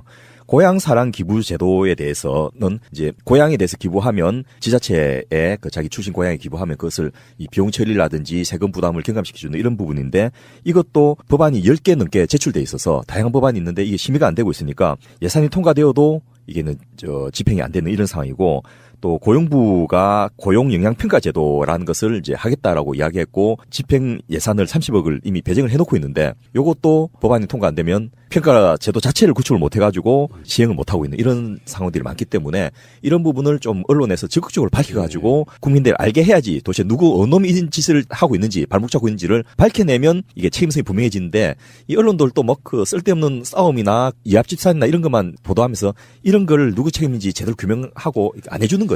우리 이상구 위원장은 국회의원님들에게 어느 놈이 가만있지 어느 분이 이런 이야기를 해야지 아무리 국민의 정치에 대한 불신이 있다 하더라도 자꾸 그러면 우리 청취자님들이 더 불신할까봐 나 걱정돼서 그러지. 이런 거 통과 안 시켜주면 분이라고 우리가 이름 못 붙이죠. 그래서 자꾸 정치를 너무 불신한 걸 요즘 점잖게 해야 정치 불신이 없어진다. 사실 정치가 불신되게 되면 제일 그걸 즐길 사람들이 사실은 자유한국당 의원들이에요. 정치 자체를 우리가 희화화하거나 정치 자체를 지나치게 조롱하는 건 안 됩니다. 국회의원 개개인에 대해서는 신랄하게 예의를 갖추고 비판해야죠. 좀 다른 이야기인데 이제 문재인 대통령 지지율이나 더불어민주당 지지율이 높아도 걱정되는 게 바로 지방선거의 투표율인데요. 맞아요. 그러니까 그런 것들이 이렇게 제대로 투표율이 열기가 일어나가지고 지방선거 같은 경우는 이 상황에서도 자유한국당이나 등등의 보수 야당들이 기대를 하고 있다는 게 바로 투표율 때문이라는데 정치에서 멀어지면 안 됩니다. 그러니까 맞습니다. 예. 그리고 단체장은 뭐 민주당에 저는 유리하다고 보는데 그 의원 있지 않습니까? 의원들은 역시 자유한국당이 아마 굉장히 선전한다고 저는 생각합니다. 왜냐하니까 이 토호들은요 기본적으로 자기 지지 기반들을 갖다가 다양한 인맥과 금력으로 그동안 묶어놨습니다. 그게 기본이거든요. 그런데 조직이죠. 그래서 투표율을 확 높일 수 있는 젊은 층들이 새로 유입돼가지고 투표를 한다든지 하는 그런 어떤 새로운 바람이 일지 않으면 기존의 관행대로 투표하면 늘 당선되던 그 토호들이 또 당선되거든요. 문재인 정부는 최대 세금 적폐인 사회간접자본 SOC 예산 규모를 대폭 삭감했지만 공연불이 되고 있습니다. 국회로 넘어오면서 다시 불어나고 있는데요. 네, 결국 유권자들의 의식 수준 제고가 필요하다는 지적입니다. 올해 정부 예산안은 국회 상임위 예비심사를 거치면서 8조 원 넘게 불어났습니다. 이른바 삽질 예산에 대한 문재인 정부의 개혁 구호가 무색해진 겁니다. 정부가 대폭 줄인 도로건설 등 사회 간접 자본과 관련한 증액 요구가 많았고 정부안보다 예산액이 2배 이상 늘어난 사업도 상당수였습니다. 자기 지역구의 교통망 확충을 요구하는 의원들은 흔하게 볼 수 있고 현재도 지금 기반시설이 부족해서 아주 혼잡하고 주민들의 민원이 많지 않습니까? 필요하다면 다른 교통망도 확충을 해서 주민들 불편을 최소화하면서 테마파크로 종합적으로 그거를 확장할 그런 필요성에 대해서 어떻게 생각하세요? 지역구 민원을 꺼내 호소 아닌 호소를 하기도 합니다. 같은 지역이라도 살림에서 휴양을 즐길 수 있는 어떤 권리를 인정해 줄 수 있는 차원에서요. 우리 경제부총리님께서도 좀 고려를 좀 해 주시길 바랍니다. 정보기술 변화와 맞물려 민원 챙기기 경쟁 방식도 바뀌었습니다. 의원들이 예산 심사 막판에 슬쩍 끼워넣던 소위 쪽지는 사라지고 카톡 메시지가 이를 대체했습니다.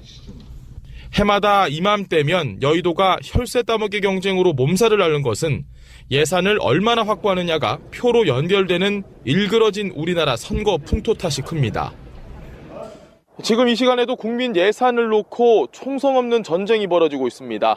국회의원들이 본연의 임무에 전념할 수 있도록 예산 공론화 기구 구성이나 선거제도 개편 같은 근본적인 개혁이 필요하다는 지적입니다. 이번에 이제 7% 정도 증액됐고요, 예산이. 대부분 다 일자리, 그러니까 그 것들 중에 상당 비중이 공무원 증원, 최저임금 인상, 그래서 거기에 관련된 임금 보전 예산, 이런 것들은 이제 흔히 말해서 포퓰리즘이니까 뭐 다 삭감하겠다 이렇게 이야기를 하고 있고요. 그래서 야당 쪽에서는 지금 그런 것 같아요. 대통령의 제1 공약인 일자리 뭐 늘리는 거 이런 거 반대하고 있잖아요. 근데 네. 이게 돈을 뿌려서 억지로 일자리 만든다 이런 식의 혹평을 했단 말이죠. 그쪽에서. 네. 근거 있는 주장입니까? 이게 아마 이번 예산 국회에서 제일 중요한 쟁점일 겁니다. 소위 말해서 메인 테마고 이 주요 전선이죠. 근데 이것에 대해서 우리 복지국가 소사이티가 연구를 하고 또 아카데미에서 이 연구 결과의 일부를 우리 조영철 박사님, 이분이 국회 예산정책처에서 오랫동안 계셨던 분이세요. 지금은 이제 고대로 옮겨가지고 경제학과에서 강의를 하고 계신데 이분께서 몇 가지 객관적 데이터를 가지고 이야기를 해주셨는데 이런 내용을 저는 꼭 국민들에게 좀 알려드리고 싶어요. 사실 국민들 입장에서는 지금 공무원 철박돈 더 늘려가지고 나중에 힘들어지는 거 아니야? 막 이런 불신이나 불안이 좀 있는 것도 사실이거든요. 네, 첫째, 우리나라는 현재 더 이상 산업 구조가 바뀌기 때문에 민간에서 아무리 투자를 하고 또 수출이 잘 되어도 고용이 더 이상 만들어지지 않는 상황이 됐습니다. 그 근거를 이 한국은행에서 매년 발간하는 산업연관표라는 것이 있습니다. 여기에서 10억 원을 투자해서 취업자 수나 고용자 숫자를 몇 명이나 만들어낼 수 있는지 이런 것을 이제 취업 유발 개수 또 고용 유발 개수라 하는데요. 1990년에만 해도 이것이 10억을 투자하면 33.6이나 21.7 각각의 취업 유발 개수와 고용 유발 개수가 나왔습니다. 소위 말해서 10억 투자하면 33명 정도는 취업이 되고 또 21명 정도는 고용이 된다라는 것이었는데 2014년 같은 경우에 이 숫자가 급속하게 줄어서 각각 13.4와 9.0 소위 말해서 이전에 비해서 10억을 투자해도 취업은 3분의 1밖에 안 되고 고용은 반밖에 되지 않는 이런 상황인 겁니다. 확실히 그거는 뭐 이제 이렇게 보시면 될 것 같아요. 기계화, 산업화, 자동화, 기술의 발달. 그래서 우리가 이제 기존 복지의 개념 중에 잡고 있는 것 중에 로봇세 이야기가 그래서 나오는 거잖아요. 예. 일자리는 줄어들 수밖에 없고, 근데 억지로 없는 일자리를 만드는 게 아니라 너무시 못하는 일을 하는 거라고 저는 보거든요. 뭐 쉽게 이야기해서 4대강 개발을 70년대 했으면 엄청난 고용이 창출됐을 건데 지금은 강파고 이런 거 전부 포크레인 블로저가 다 하지 않습니까? 그래서 내가 하는 이야기가 예. 강의하러 다닐 때 그 이야기를 또 비교해서 하는데 프랭클린 루즈벨트 대통령이 했던 그 뉴딜 삽질하고 이명박이가 했던 4대강의 뉴딜 삽질은 성격이 다르다.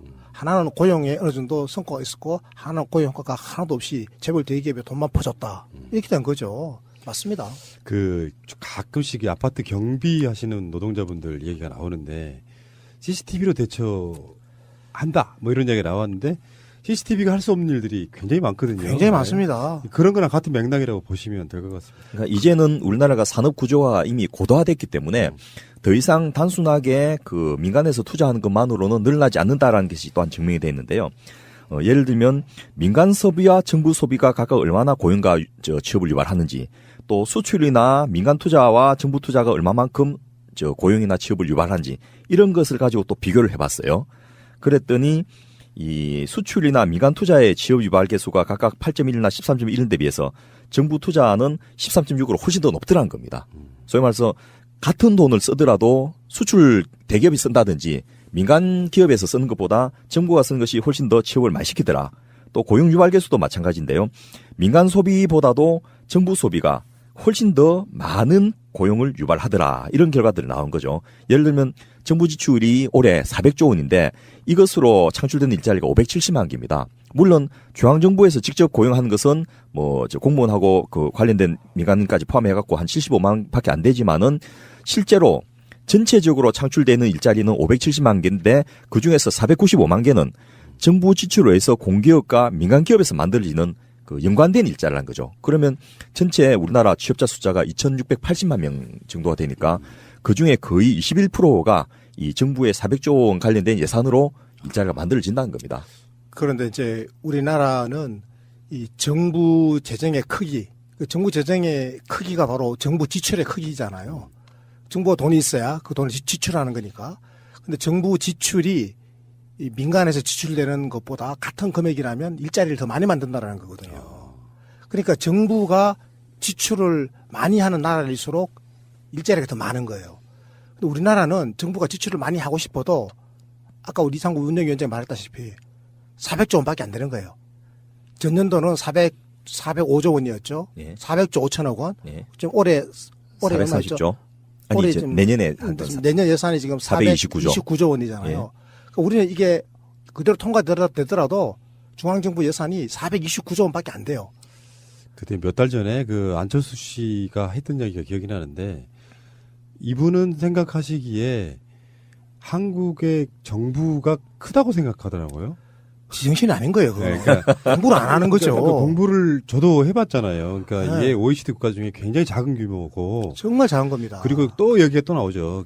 기업들만 키우는 대기업들만 키우는 낙수 효과는 없다. 이런 게 증명이 된 상황에서도 계속 그러고 있는 거죠 지금. 그러니까 내년에 올해 지금 이게 올해 것을 기반으로 해가지고 내년 예산 2018년도 예산안이 지금 429조 원이잖아요 우리나라에.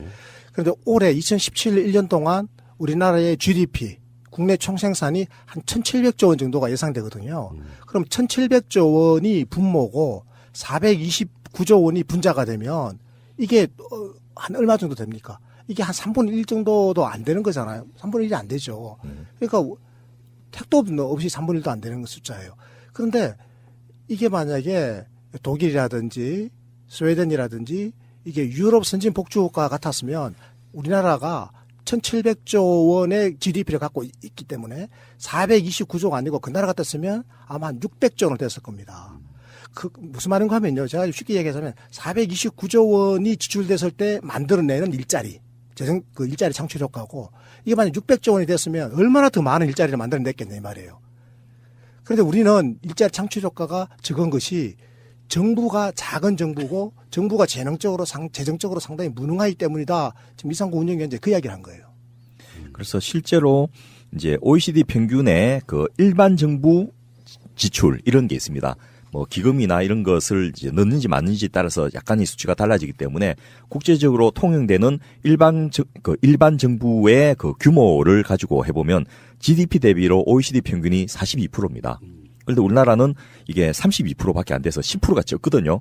그러면 1700조에 10% 적은 것을 고려하면 170조가. 그러니까.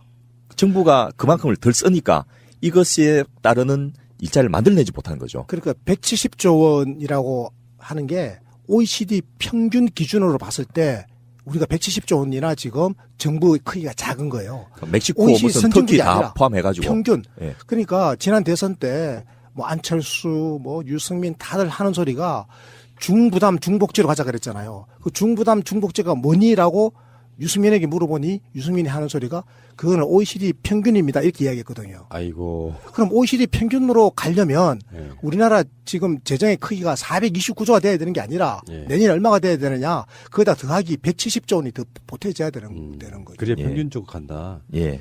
여기서 질문이 그거예요. 다스는 누구 겁니까? 이게 무슨 말이냐면은 이명박 때 어떤 느낌이었냐면 정부가 할 수 있는 일을 최대한 줄이고 그 영역을 민간으로 이양하는 일종의 민영화, 사형화 이런 쪽으로 계속 집중됐었잖아요. 그러니까 그렇죠. 정부의 크기가 훨씬 더 커졌어야죠.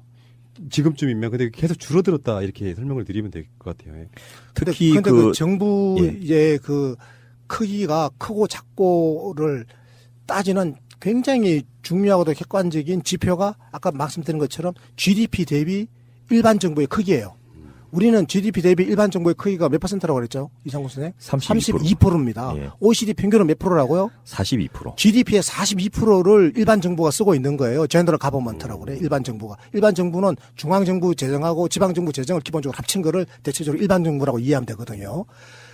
이제 그런데 이거를 공무원의 머릿수하고 덩치를 시키면 안 돼요.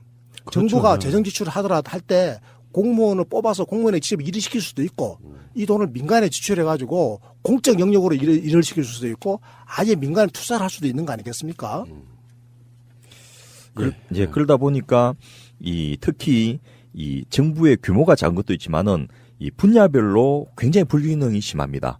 그러니까 예를 들면 무슨 지역 개발이나 뭐 국방은 당연히 남북 대치 관계니까 우리가 OECD 평균보다 좀 더 많아야죠. 또 산업 개발 이런 것도 좀 더 많습니다. 그런데 이 교육 부분은 사실은 OECD 평균보다 우리나라가 그렇게 적다고 할 수가 어려운데 보건이나 사회복지 부분은 현격하게 적습니다. 그냥 적은 것이 아니고 30%가 적은 것이 아니고 30%밖에 안 되기 때문에 한 70%가 적은 거죠. 그래서 이 보건이나 사회 노동 분야의 서비스 분야의 고용 비중이 OECD 평균이 대체적으로 한 12 내지 18% 정도 된데 우리나라는 6.2%밖에 안 된다. 2분의 1 내지 3분의 1밖에 안 되는 이런 상황인 거죠. 그러니까 이 분야에서 엄청나게 필요한 고용이나 부가가치 창출이 못 되고 있는 그런 상황인 거죠. 자, 그러면 좀 빨리 좀 실행해 볼까요? 예. 이제 중요한 키워드 중에 하나가 소득 주도 성장이잖아요. 예. 사실 우리 방송으로도 그런 맥락의 이야기를 너무 많이 해서 다시 말하려면 유 아프지만 다시 한번 정리를 좀 해야 될 것 같습니다. 소득주도 성장을 보통은 이제 그 케인즈가 가지는 주장했던 유효수요 창출론을 가지고 설명을 합니다. 국민들에게 뭐 임금을 높여준다든지 어떻게 고정 지출을 줄여가지고 쓸 돈을 많이 만들어주면 그것으로 경제가 성장한다라는 정도로 이제 이 소득주도 성장을 이해를 하고 있는데 사실은 이게 그보다는 훨씬 다양한 이야기들을 가지고 있는 거죠. 그러니까 그 반대파들 소득주도 성장에 반대하는 사람들은 예. 소득은 성장의 결과이지 성장의 동력이 되지 못하기 때문에 예. 소득주도 성장은 허구다 이렇게 말하는 사람들이 있어요. 예. 우리 이상희 대표님께서 왜 그것이 허구가 아닌지부터 거꾸로 소득주도 성장이 유효수요 창출론을 넘어서서 그 혁신 성장까지를 뒷받침해주는 실질적인 그 발전 전략이다. 이 이야기를 좀 정리를 해주시면 좋겠습니다.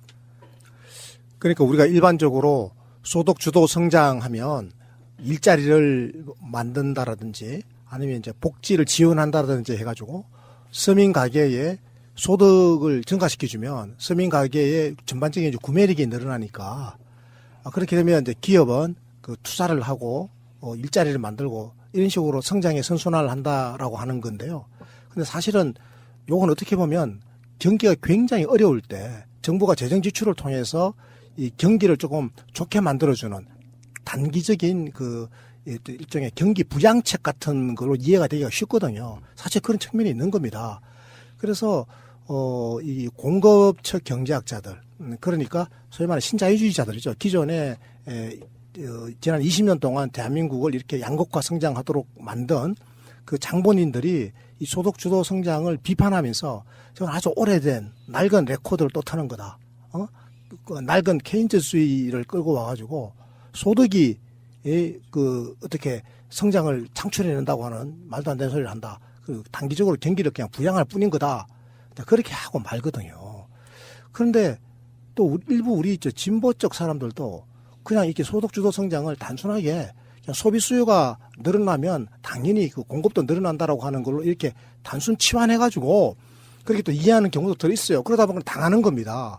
그래서 우리는 그게 아니죠. 소득주도 성장은 그렇게 수요 측면에 있어서 이렇게 소비를 늘려주고 그것이 성장에 좀 자극을 주는 케인즈적인 요소도 있지만 더 본질적으로는 우리가 이 소득주도 성장 이렇게 했을 때 보통 서민 가구의 소득을 높여주는 방식이 뭔가를 잘 봐야 돼요.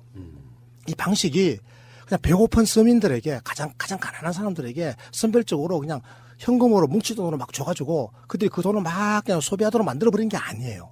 우리는 이 돈을 어디다 쓰느냐? 굉장히 조직적이고 또 주도 면밀하게 이 돈을 쓰고 있는 거야. 어디다 쓰느냐? 아동에게 전반적으로 능력을 키워주는데 돈을 쓰는 거예요. 그리고 청년들에게 기회를 부여해 주는데 보편적으로. 모든 청년들이 지가 하고 싶은 일을 할 수 있어야 되는데 기회가 없는 거야. 근데 그 청년들에게 도전할 기회를 만들어 주는데 이 돈을 쓰는 거고요. 그리고 청년들이 비록 중소기업에 가 있다 하더라도 거기서 꿈을 마음껏 펼칠 수 있도록 조건을 만들어 주는데 이 돈을 쓰는 거예요. 그러니까 우리는 사람에게 보편적으로 이 돈을 투자하는 거죠. 그러니까 보편적 복지인 겁니다. 그리고 사람의 능력을 키워주는데 이 돈을 쓰는 거지 먹고 써버리라고 주는 게 아니에요. 그러니까 적극적 투자의 개념이에요. 적극적 복지죠. 그래서 소득주도 성장의 핵심적인 내용이 뭔가 보니까 바로 보편적 복지와 적극적 복지에 투자하는 거더라. 그리고 아무리 우리가 사람에게 많이 투자를 해가지고 사람의 능력이 좋아지고 그래서 사람들이 막 의기충만해가지고 그래서 막 새로운 산업 분야에 뛰어들어가지고 도전도 하고 막 하려고 하더라도 시장 경제가 기본적으로 공정하지가 않으면 창업을 할 수도 없고 새롭게 도전할 수도 없잖아요. 도전하면 뭐 재벌 대기업에 밟아버릴 텐데 뭐. 도전해봤자 실패하잖아요. 그래서 지난 30년 동안에 제대로 변변치 않게 성장한 중견기업 하나 없는 나라가 대한민국이거든요. 그래서 새로운 도전이 언제든지 가능할 수 있도록 해주려면 이 경제 민주화를 통해서 경제가 공정해져야 된단 말이죠. 그래서 경제를 민주화하고 공정한 경제 질서를 구축하는데도 굉장히 많은 재원의 투입이 필요해요, 사실은. 그래서 우리가 소득주도 성장이라고 하는 것을 뜯어보니까 그것은 바로 보편적 복지와 적극적 복지라고 하는 인적 자본을 높이는 사람에 대한 보편적인 투자이고 그리고 공정한 경제 질서를 구축해가지고 항상적으로 도전이 가능하도록 해주고 도전에서 실패하더라도 다시 떠받들어주는 그래서 창의성과 유연성과 다양성이 존중되어지는 그런 사람들이 자기의 내면에 있는 꿈과 끼를 마음껏 발산할 수 있도록 해주는 거란 말이죠. 이게 바로 인적 자본을 키워주는 거고 사회적 자본을 키워주는 거란 말이죠. 이게 이제 혁신성장으로 이어진다라는 거죠. 제 이야기 요지는. 이거는 굉장히 중요한 비유가 하나 있어요. 제가 항상 고민했던 건데 제가 좋아하는 게 식물 중에 식물이잖아요. 예. 식물한테 예전에는 농약도 주고 비료도 주고 이렇게 인위적으로 좀 키웠단 말이에요. 근데 식물을 뿌리에서부터 아주 고급의 좋은 퇴비 같은 걸로 이렇게 자연화시키고 예전에 나무들이 자란 모양새는 그걸 좀 우리들 표현으로 말하면 웃자란다고 그러거든요. 건강하진 않아요.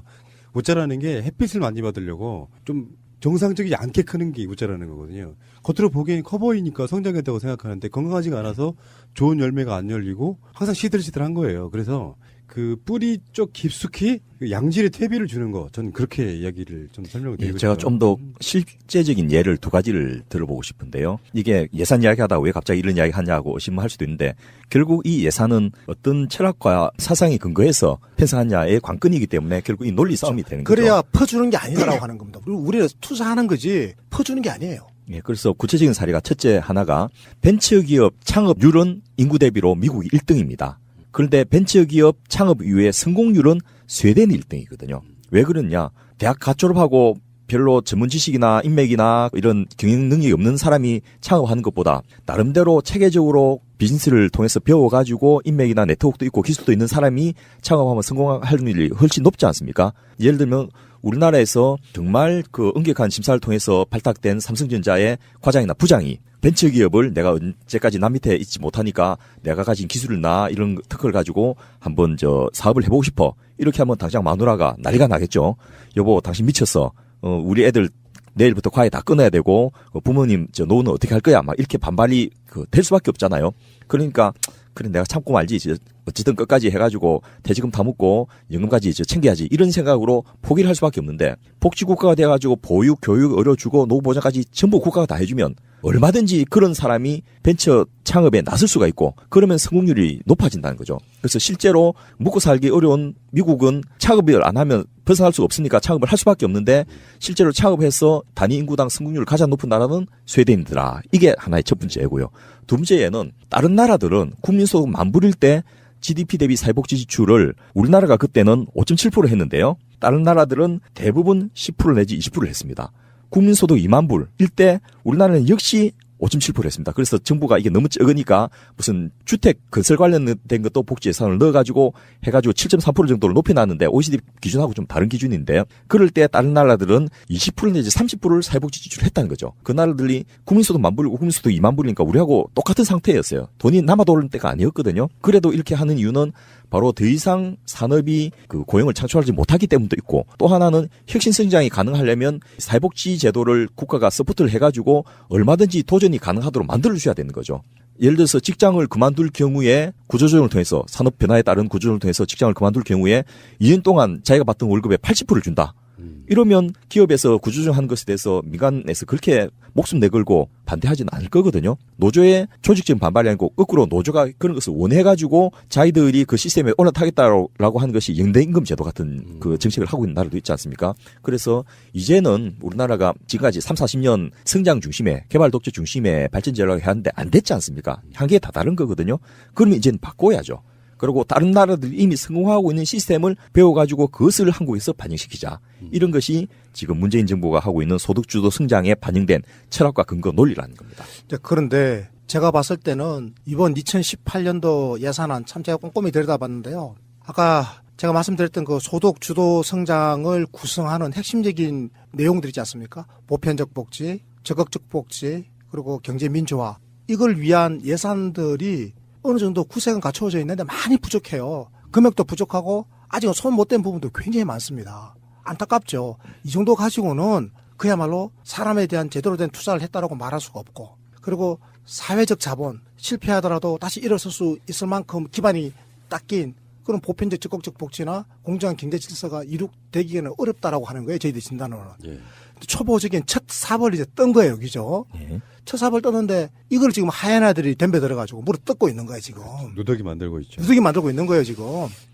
문재인 대통령이 아세안 가셔가지고 여러 가지 이야기 중에 최근에 많이 하는 이야기 사람 중심 이런 표현 하거든요. 그게 일맥상통하는 부분이라고 보는데 자 마지막으로요. 이번 방송에서 이제 초과세수 이야기를 좀 해볼 건데 이런 부분 있죠.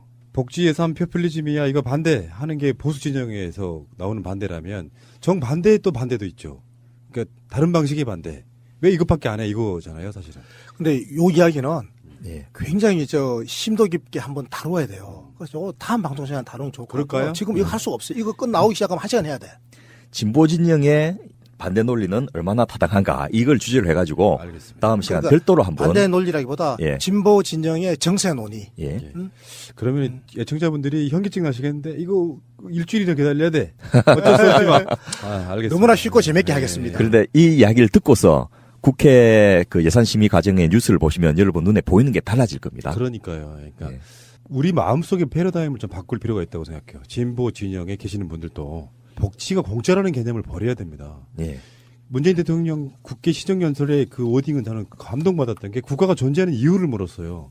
국가가 국민을 지켜주고 보살피는 것이 국가의 역할인데 지금까지의 복지나 이런 개념은 애따 요거 먹고 떨어져 요거였단 말이에요. 사실 실효성도 별로 없는 거. 그런 것들이 예산에 지금까지 반영되어 왔기 때문에 쓸데없이 SOC 예산에 환영하는 것보다 내 옆집에 사는 또는 우리 집에 사는 아동 또는 할머니 할아버지들한테 실질적인 예산이 가는 거 그게 어떤 방향성이 아닌가 싶고요.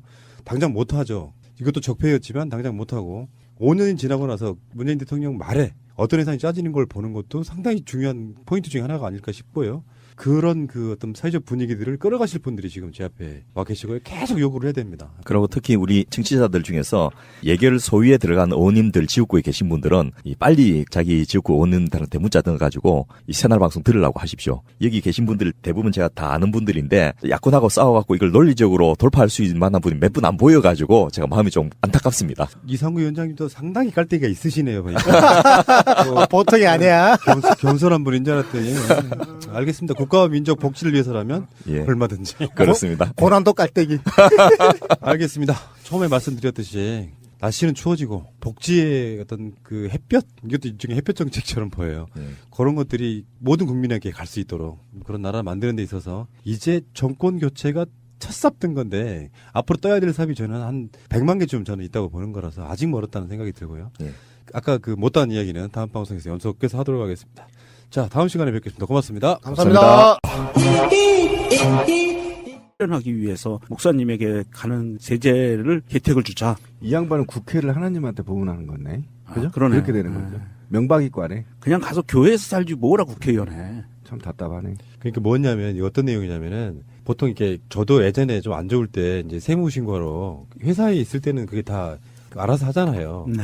직접 신고하러 갔는데 놀라운 건 그런 거였어요.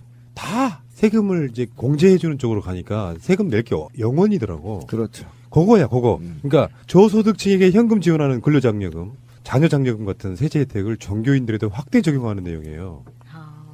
기타 소득으로 자신의 소득을 신고한 종교인에게도 세제 혜택을 주자. 기타 소득은 일반 근로자가 신고하는 근로소득과 달리 필요 공비로 인정해주는 부분이 많기 때문에 꼼수죠, 이것도. 근데 김진표 이분이 이제 국회 조찬 기도 회장님이시기도 하고 그런데 본인이 다니는 교회도 제가 봤을 때는 개척교회나 작은 교회는 아닐 것 같아요.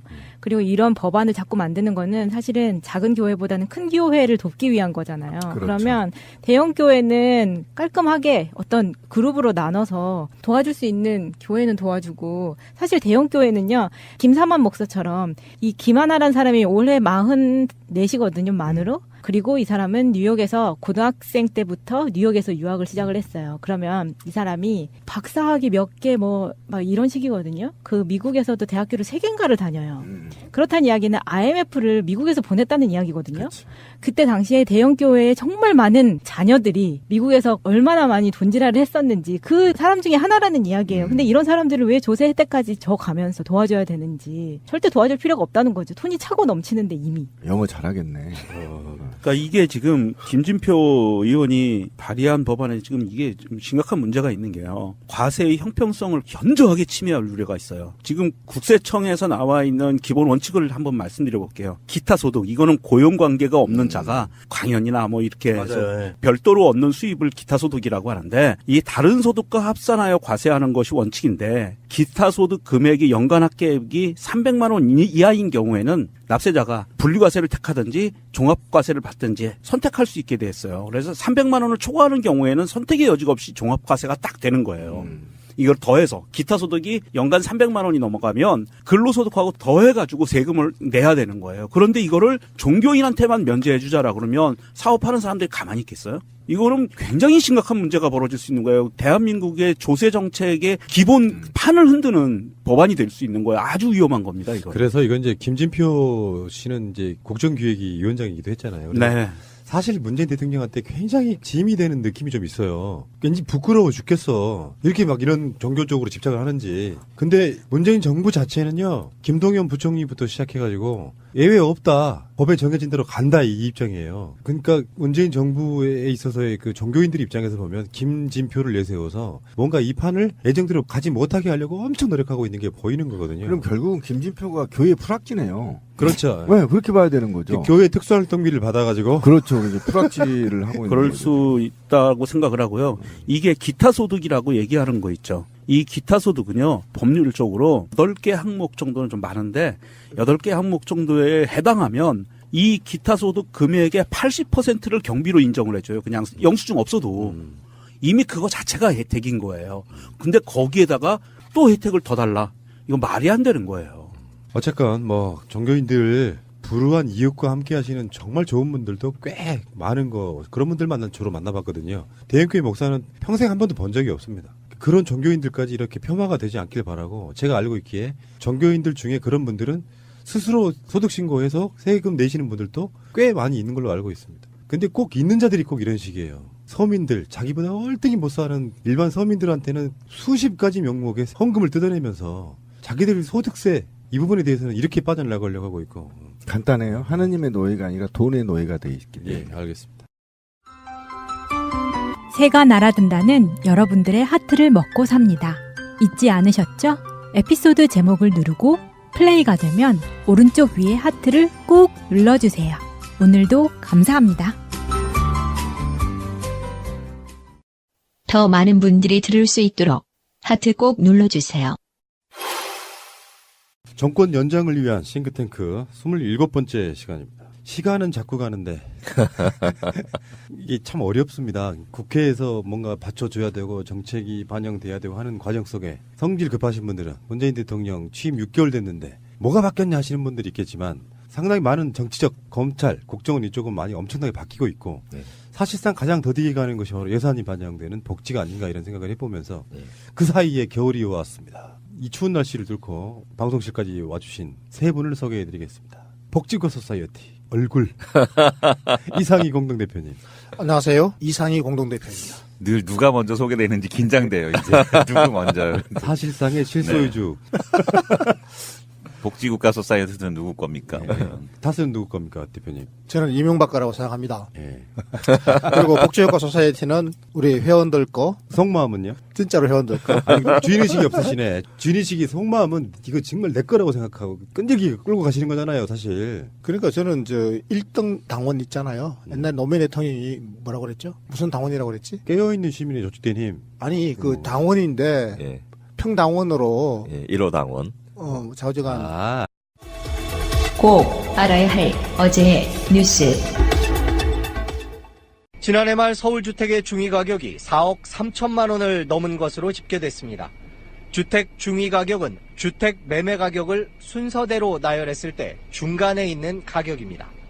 집값 높기로 유명한 미국 뉴욕이나 워싱턴 DC와 비슷한 수준이고 일본 도쿄보다도 비싼 겁니다.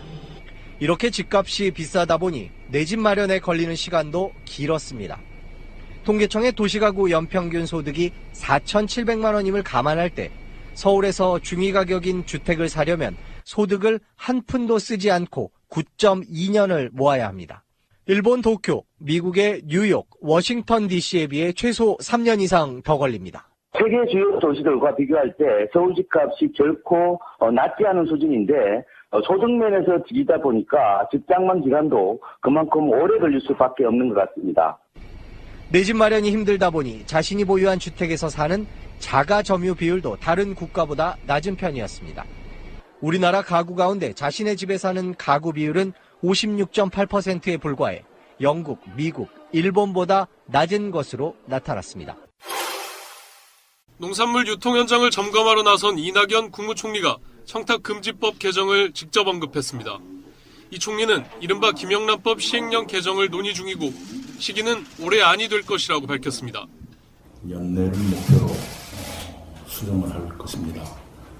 설 대목에는 우리 농축수산인들이 그 실감을 하실 수 있게 시기를 너무 늦추지 않겠습니다. 앞서 지난주 목요일 국정현안점검조정회의에서 이 문제가 본격적으로 논의됐습니다. 국민권익위원회는 식사비 3만 원을 5만 원으로, 선물 5만 원을 일부 품목에 한해서 10만 원으로 올리는 개정안을 보고했습니다. 하지만 농림축산식품부와 해양수산부 장관이 10만 원 상향으로는 부족하다는 의견을 내면서 논의는 진전되지 않았습니다. 또 식사비를 올려야 하는지에 대해서 여당 내에서도 의견이 분분한 것으로 알려졌습니다. 다만 농축수산물 시장을 살리기 위해 제도를 바꿀 필요가 있다는 데에는 공감대가 형성된 만큼 개정은 시간 문제인 것으로 보입니다. 최종 의견 조정 아직은 안 돼 있지만 농축수산물은 예외로 한다는 것은 거의 컨센서스가 돼 있으니까요. 반면 1년밖에 안 된 법에 섣불리 손을 대면 혼란만 부추길 수 있다는 반대 의견이 만만치 않고 개정 범위에 대해서도 이해 집단마다 차이가 있어 최종안을 확정하기까지 진통이 적지 않을 전망입니다. 청와대는 사의설이 불거진 이철성 경찰청장의 거취와 관련해 교체할 인사 요인이 없다고 밝혔습니다. 윤영찬 청와대 국민소통수석은 출입 기자들에게 보낸 메시지에서 이 청장의 정년이 내년 6월일 상황에서 청장 교체를 고려할 만한 특별한 인사 요인이 없음을 확인한다고 말했습니다. 방송 중간에 좋아요를 눌러주시면 새날팀들에게 큰 힘이 됩니다. 미리 감사합니다. 트위터가 진짜 언론입니다. 종교인 과세 부분은 사실 종교 법인에다가 세금 내라는 거 아니에요, 그거든요. 종교 법인 문제가 아니고 종교 단체로부터 월급을 받는 사람, 이 사람들한테 쉽게 표현해서 일반 똑같은 직장인으로 보고 노동자죠. 네, 노동자로 보고 세금을 내라 이건데 여기에 대한 설왕설래가 계속 있었고 김진표 의원이 또 그거 발의하고 그러면서 뭐 그 법을 발의하진 않았죠. 2년 유예하는 걸 또 발의하고 그러면서 폭탄 맞고 수면 아래로 잠기나 했는데 지금 당장 이제 그대로 두면요. 불과 한 10여일 후에 이 법이 시행이 돼요. 네. 그렇다 보니까 종교인들이 이제 뭐랄까 내가 보기엔 그런 것 같아. 미션을 누구한테 줬는데 이걸 유예를 못 시키니 직접 나선 것처럼 보이거든요. 그래서 지금 개신교 단체들 일부가 종교인 가세는 형평성에 위배된다. 종교 탄압 묵과하지 못한다 그러면서 지금 현재 긴급 논평 내고 지금 난리가 났습니다. 여기서 교회 다니시는 분, 절에 다니시는 분, 성당에 다니시는 분. 저는 저 여러 가지 종교를 두루 섭렵해서 안철수야.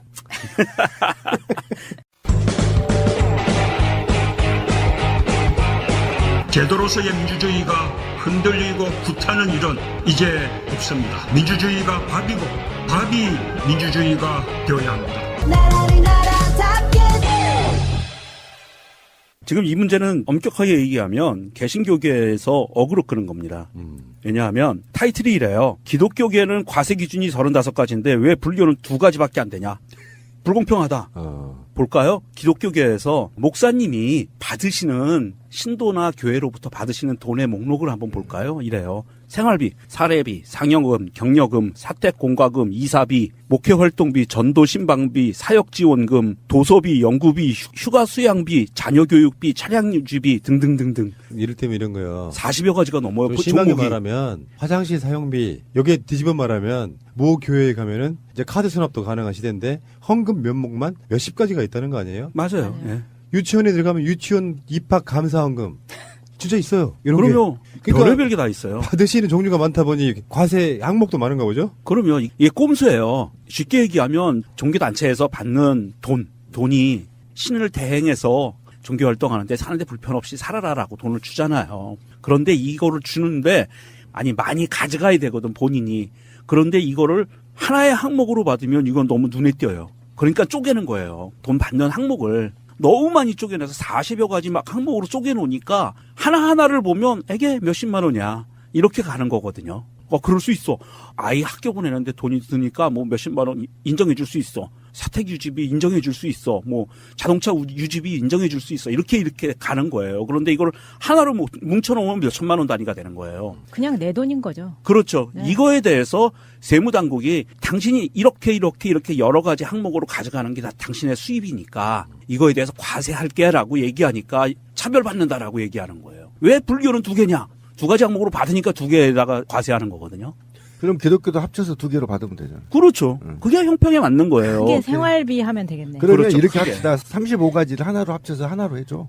그럼요. 그럼 한 가지만 과세하는 거야. 네, 그렇게 하면 되지. 그러면 이거 없으면 안 돼요? 11조를 없애면 안 돼요? 법으로? 근데 11조뿐만이 아니라 11조 아까 말씀하신 것처럼 뭐 무슨 헌금? 네, 헌금이 종류별로 다 있기 때문에 그게 안 되는 거예요. 네. 그러니까 그거를 못하게 법으로 막으면 안 돼요? 그러니까 이렇게 보셔야 돼. 예를 들어서 교회는 사실은 세금을 내지 않는 법인 같은 거거든. 공익법인에 해당돼요. 그렇죠. 근데 다수의 많은 목사님들은 동네에서 개척교회 하시는 분들, 불우익과 함께 하시는 분들은 감면해 줘야 된다고 봐. 실제로 수입도 얼마 없어. 제가 알고 있기에. 그거는 이제 소득 대비 지출을 계산해서 소득세 계산을 해주니까. 예. 그러니까 그런 측면이 있는 거고요. 진짜 중요한 건 대형 교회 목사들이에요. 맞습니다. 예. 최근에 그 조용기 목사만 해도 뭐 퇴직금만 한 500억 이렇게.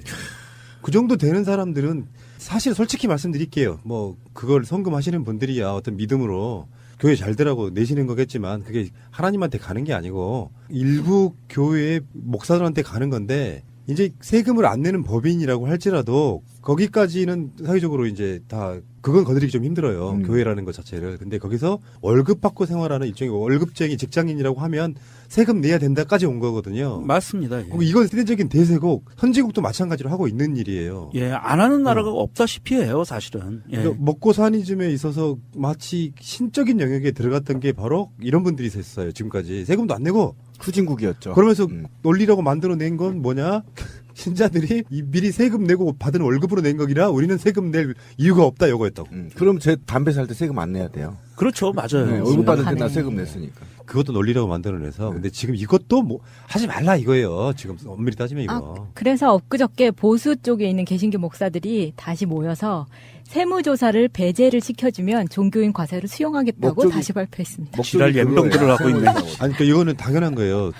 과세는 필연적으로 나중에 뭔가 불법성이 발견되면 세무조사를 할 수밖에 없어요. 그럼요. 그러니까 처음에는 그냥 알아서 내게끔 만들어주는데 들리는 소문에 의해서 실제 소득은 10억인데 소득 신고한 걸 보면 1,000만 원이라고 신고하면 당연히 세무조사 들어가죠. 그게 아니라 지금까지 무법천지에서 돈을 모았잖아요. 목사들이, 대형교회 목사들이. 그러니까 그게 지금 밝혀질까봐 두려운 거죠. 맞아요. 그게 두려운 겁니다. 세무조사가 제일 무섭다는 얘기예요. 그런데 저는 이제 신도들한테 얘기를 좀 할게요. 대형교회. 그러니까 하느님이 말씀하시기를 낮은 데에 임하라고 하셨잖아요. 근데 내가 어렵게 돈 벌어서 정말 힘들게 노동을 해서 번 돈을 11조를 가서 냈더니 그 돈이 악마한테 금잔들을 깔아주고 금마차를 사주고 그러면 이게 하느님이 볼 때 악을 키우는 거잖아요. 천당에 못 가요. 전 분명히 말씀드립니다. 근데 교회에서 세뇌를 시키기를 11조를 내면 그게 너한테 100배, 1000배로 돌아온다고 가르치기 때문에 사람들이 주머니에서 자기 월급의 10분의 1이 너무 자연스럽게 나오는 거예요. 거기에 항상 나오는 예시가 있는데 그 록펠러 있잖아요. 미국에. 이 사람이 11조를 내서 얼마나 부자가 됐는지를 정말 모든 교회에서 이야기를 해주거든요. 저도 한때 거기에 혹해서 얼마 되지도 않는 월급에서 그렇게 띄어서 낸 적이 있기 때문에 이 내는 사람들의 마음을 정말 잘 압니다. 그리고 그렇다고 쳐요. 그러면 내가 낸 돈이 어떻게 쓰인지는 알 수 있어요, 신도들이? 모르잖아요. 내 주머니에서 나가면 거기서부터 신경 안 쓴다고 또 교육을 받습니다. 환장하겠다. 신의 영역으로 들어간 돈이기 때문에 그럼요. 그건 따져서도 안 되고 밝힐 필요도 없는 그러니까 거고. 결국은 어떻게 됐든 내가 힘들게 노동을 해서 번 돈을 교회에 갖다 바쳤더니 악마에게 금잔들을 깔아주고 금마차를 사준 거 아닙니까? 그렇게 생각을 전혀 안 한다니까요. 그러니까 결국은 천당에 못 간다고요. 그러니까 목사 잘못 만나서 천당 못 간다고 명심하시라고요. 하려면 촛불교회 같은 데 내십시오. 예, 정말 낮은 곳에서 장애인들과 빈민들과 함께 생활하고 있는 그런 교회에 헌금을 하면 천당 가요. 저 자신 있습니다. 그러니까 건물이 교회가 아니고 신도들이 교회라고 그러는 거예요. 성경에서는. 그리고 현대 국가 체제에서 세금이라는 것은요. 소득 있는 곳에 과세 있다. 이거 대원칙입니다. 그래서 이 소득이라는 게 어찌됐든 돈을 벌었으면 그 사람이 목사님이건 신부님이건 스님이건을 따지지 않고 수입이 있고 1년에 생활한 지출을 보고 해서 감면 혜택 다 계산해서 많이 벌었으면 세금 내고 적게 벌었으면 환급해주고 이게 맞는 거예요. 근데 이제 최근에 국민적 정서에 완전히 좀 심하게 반하는 사건이 하나 있었죠. 명성교회 부자세서. 그 양반 김하나 목사. 김삼환 목사. 김하나 아들이 네, 아들인데 김하나님 이렇게 부르죠. 이 사건이 어떻게 된 건지 설명 좀 해주시라고. 이 대형 교회인데 명성교회가 명일동에 있는 자산이 1,000억대입니다. 네, 원래는 개척교회처럼 조그맣게 시작을 했다가 지금 이렇게 커진 거예요. 그러면서 이게 지금 세습 과정을 간략하게 설명을 드리면 처음에는 세습을 안 하겠다고 선언을 합니다. 그러면서 이제 교인들을 캄다운을 시키죠. 그렇지만 나중에 이 아들을 계열사죠. 1호 회원 뭐 이런 느낌이시구나. 그래. 책임의식이 없으시네. 아니죠. 책임의식이 제일 강한 회원이 1호 회원입니다. 복지고 소사이어티는 회원들의 것이다. 이거는 이제 사회적 태도의 문제고 속마음은 내가 주인처럼 주인의식으로. 맞잖아요. 네. 그래야죠. 다들 그런 마음으로. 그러니까 사실상 실소유주 맞습니다. 요즘에 고물상 사장님이 좋아하신다 그러더라고요. 다 쓰고 난 뒤 물건은 고물상으로 주세요. 그래가지고 다스가 또 나온다고 해서. 썰렁한가요? 복지과 소사이어티의 저 썰렁한 인물. 그러나 그 모든 것. 퀴즈맨 서정우님. 반갑습니다. 서정우입니다. 다스는 누구 겁니까? 당연히 이명박 겁니다. 서정우 거라고. 제 거였으면 좀 좋겠네요. 네. 그러면은 복소는 누구 겁니까? 제가 생각하기에 두 분 것 같습니다. 네. 근데 주인은 있으나 네. 수익이 없고 돈을 오히려 넣어야 되는 그렇지, 그런 주인이죠. 그렇지. 네. 자기 돈 쏟아 부으면서. 예. 자식을 키우는 것처럼. 이건희가 지금은 안 맞는 말이지만 굉장히 오래전에 했던 말 중에 하나가 한 명이 만 명을 먹여 살린다 뭐 이런 이론이 있었잖아요. 네. 근데 그런 시절은 지났다는 건지 사실은 다수가 참여해서 모두가 주인처럼 행동해야 되는데 아직까지 현실은 그 의지가 있는 소수가 끌어가는 형태인 건 사실이지 않습니까? 예. 거기에서 열일하고 계시는 복지국가 소사이어티 운영위원장 이상구님. 예, 반갑습니다. 이상구입니다. 다스는 누구 겁니까? 이제는 그 누구 거이냐를 묻기보다는 누구 거로 만들어버리는 게 필요한 시점 아닌가 싶습니다. 어떻게 보면은 참 대통령이 되고자 하는 사람의 생각이 복지국가 소사이어티를 끌어가시는 분들과는 다르게 뭔가 5년 동안 다 해먹어버리자 뭐 이런 느낌으로 정치를 했다는 생각을 하면요 국민들한테 돌아올 복지 공간은 그만큼 좁았을 수밖에 없다 이런 생각이 드네요. 국가적인 비극입니다. 주진희 기자가 우리하고 인터뷰할 때 그런 이야기했어요. 역사상 최악의 사기꾼 이런 사람이 대통령을 했다는 거 대한민국의 불행이기도 하고. 근데 역사는 그런 것 같아요. 그런 것들을 반전으로 반면 교사 삼아서 더 잘 끌고 갈 수 있다면 사실 더 좋은 거라고 저는 보는 부분도 있는 것이고요. 어쨌건 아까 초반에 말씀드린 것처럼 복지 이게 가장 더디게 가는 분야잖아요. 실생활에까지 오기까지. 법령과 예산을 수반해야 되다 보니까 이게 진검승부일 수밖에 없는 거죠. 그래서 날씨가 추워져서 좀 더 걱정인 부분도 있어요. 네. 언제까지 우리 이제 그 나눔, 후원, 협찬, 기부 이런 거는 두 번째 문제다. 언제까지 연타 매달해야 되느냐. 이게 대표님 말씀하셨잖아요. 그런 게 필요 없는 나라를 만들어야지. 생각해보면 국회의원들이라는 게 법을 만들 생각은 안 하고 생색내기로 연탄 매달하고 있는 거 저는 그 순간 이후부터 생각이 바뀐 거예요. 역시 우리 체계바라십니다. 그 지금 문재인 대통령의 지지율이 꺾이지 않고 계속 높은 상태를 유지하고 있지 않습니까? 뭐 저는 굉장히 다행스럽다고 생각하는데 이제 그럼에도 불구하고 일부 국민들 그리고 또 상당수의 우리 서민들이 내 살림살이는 언제 나아지나라고 지금 초조하게 기다리고 있는 건 사실이에요, 여기죠. 그래서 또 국민의 전환이 이제 와줘야 된다 이런 생각을 저는 하고 있고요. 그런 특별하게 민생에 와닿는 어떤 그런 혜택 같은 거, 살림살이가 나아지고 있는 거 이런 거를 사실 잘 못 느끼고 있음에도 불구하고 우리 다수의 보통 사람들이 여전하게 문재인 대통령을 강력하게 지지하고 떠받치고 있는 이유는 저는 두 가지라고 생각해요. 하나는 위법적 적폐 세력을 단호하게 척결하는 모습에서 가능성을 갖고 있는 거예요, 지금. 그게 하나고요. 또 하나는 이제 지난 겨울에 있었던 그 촛불혁명의 기대를 여전히 가지고 있는 거예요, 지금. 조금 더 기다려보면 아마 달라질 것이다. 일단 위법적 적폐 세력들을 다 척결하고 난 다음에 단계적으로 이제 경제사회적 적폐를 척결하다 보면 살림살이가 나아질 것이다라고 지금 기다려주는 것 같아요. 참 고맙죠. 팟캐스트니까 이런 표현 한번 써볼게요. 속칭 쌩깐다는 표현이 있거든요. 정우님, 쌩깐다가 뭐예요? 모른 척한다. 그렇죠. 그러니까 무시한다. 제가 자주 썼던 말 중에 하나가 문재인 대통령의 진정성을 믿는다 이런 거잖아요. 뭔가 이걸 거짓말하려고 하지는 않을 것이다. 대통령이 됐으니까 국민적인 복지에 대한 열망을 쌩까지는 않을 것이다. 좀 더 뒤집어서 말하면 진짜 하고 싶어한다. 네, 그런 거죠. 네, 그 이야기 관련된 가장 중요한 이야기를 잠시 후에 할 거고요. 국민들은 국가의 존재 이유가 무엇이냐고 물었습니다. 어려울 때 국가가 지켜주고 있다는 믿음을 주어야 그것이 국가의 존재 이유입니다. 퀴즈 보고 가겠습니다. 네. 새날의 가장 멋진 목소리 퀴즈맨 버터입니다. 근데 여기 뭐 방송하는 시간이 짧아서 목에 목소리를 깐다 그래서 그 목소리로 한 며칠 방송할 수 있어요. 목이 맛이 갑니다. 그러니까 저분 목소리는 굉장히 보호된 목소리예요. 허상에 섞지 마시라고. 날계란 옆에다 쌓아놓고 해보도록 하겠습니다. 그런 기회가 주어진다면. 자, 지난주에 이제 저희 단체의 발전을 해서 욕을 해도 좋다고 제가 폰번호와 이메일을 적어놨는데요. 연락이 한 건도 안 왔습니다. 네. 악플보다 무서운 게 슬픈 게 무플이라고 하지 않습니까? 네. 비극인데 이렇게까지 우리가 띄웠는데도 불구하고 계속 안 오면 어떡하나 걱정이 한 번 됩니다. 더 공개하세요. 한 번 더. 예. 이번에는 번호를 한번 부르겠습니다. 010-5837-0825. 네. 그 전화번호를 게시판에 단 거죠. 네. 당연히 안 오지. 방송으로 공개하고요. 네. 한번 테스트 한번 해봅시다. 네. 악플이든 뭐든 간에 전화번호 다시 한번요. 격려를 쌍욕도 좋습니다. 제가 평생 동안 들을 욕을 요번에 한번 먹어볼 테니까 네, 한번 보내주세요. 010-5837-0825 예, 여기다가 그게 뭔데? 이상희의 칼럼 읽어주는 남자? 예, 저 이상희의 칼럼 읽어주는 남자. 하여튼 복소사와 관련된 모든 의견 좋습니다. 의견을 문자로 주시면 되겠습니다. 아니면 카톡으로 주셔도 되겠습니다. 야, 멋진데? 용자. 욕먹을 각오가 돼 있습니다. 자, 지난주 퀴즈. 이혼한 한부모 가정에 양육비를 받지 못하고 있는 경우 도와주는 여성가족부 소속 국가기관은 어디일까요?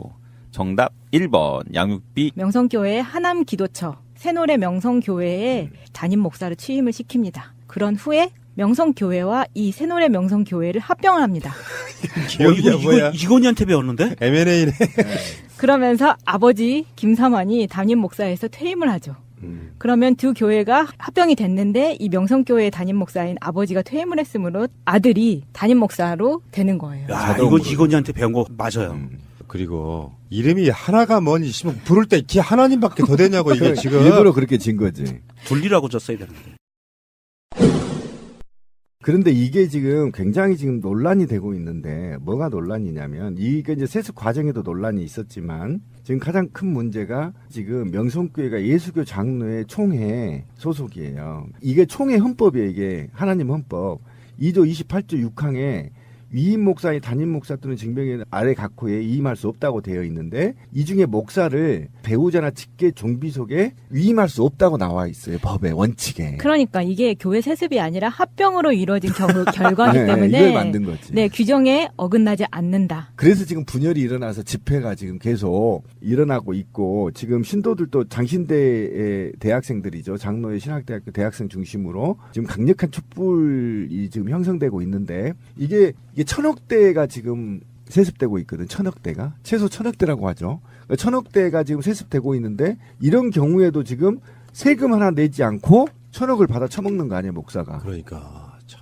이것도 블루오션이잖아. 계속 돈 내잖아, 11조. 비슷한 예로 제가 우리 동네에 좀 살짝 대형 교회가 하나 있어요. 뭐 정말 유명하지는 않은데 그 지역 내에서는 꽤 알아주는 교회 막 유치원도 갖고 있고 건물도 크고. 근데 그분들이 지난 주말에 동네 전체, 그러니까 1동, 2동 통틀어가지고 주요 요소에서 찌라시 나눠주고 뭐 이러고 있더라고요. 근데 그걸로 끝난 게 아니라 뭐 나눠주는 게 이제 뭐 물티슈, 화장지는 기본이고 팝콘 점점점 안쪽으로 들어갔더니 나중에는 오뎅 먹는 것까지 동원해 가면서 속으로 제가 그런 생각을 했어요. 이분들 대대적으로 영업 나오셨네. 사실 교회라고 하는 게 어디까지가 순수하고 믿음이냐 이렇게 바라보는 문제 이런 걸 생각해 볼 수도 있는데 이게 대형화되고 조직화되면 결국에는 회사예요. 근데 이제 우리가 그걸 우리 같은 이제 무신론자들 무종교인들이 받아들이지 못하는 거는 어떤 건전한 근로를 통해 가지고 노동을 통해서 뭔가 재화를 창출하는 게 아니라 종교 자체는 맹목이거든요.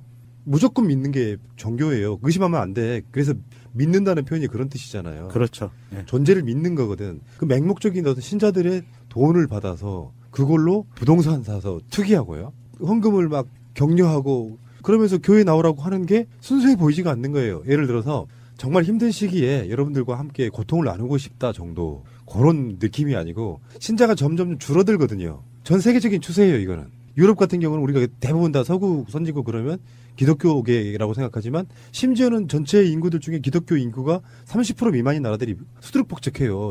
유럽에. 우리나라보다 더 적은 거예요. 숫자가 기독교를 믿는 사람들이. 근데 그 사람들이 그 종교의 힘을 이용해서 어떤 금전적으로 돈을 벌어들이는데까지 그럴 수 있다고 쳐. 나는 인정하겠다는 거예요. 난 그것도 인정 못하겠다는 거예요. 근데 국민으로서 세금 내는 것도 지금 이렇게 저항하고 있는 거잖아요. 네.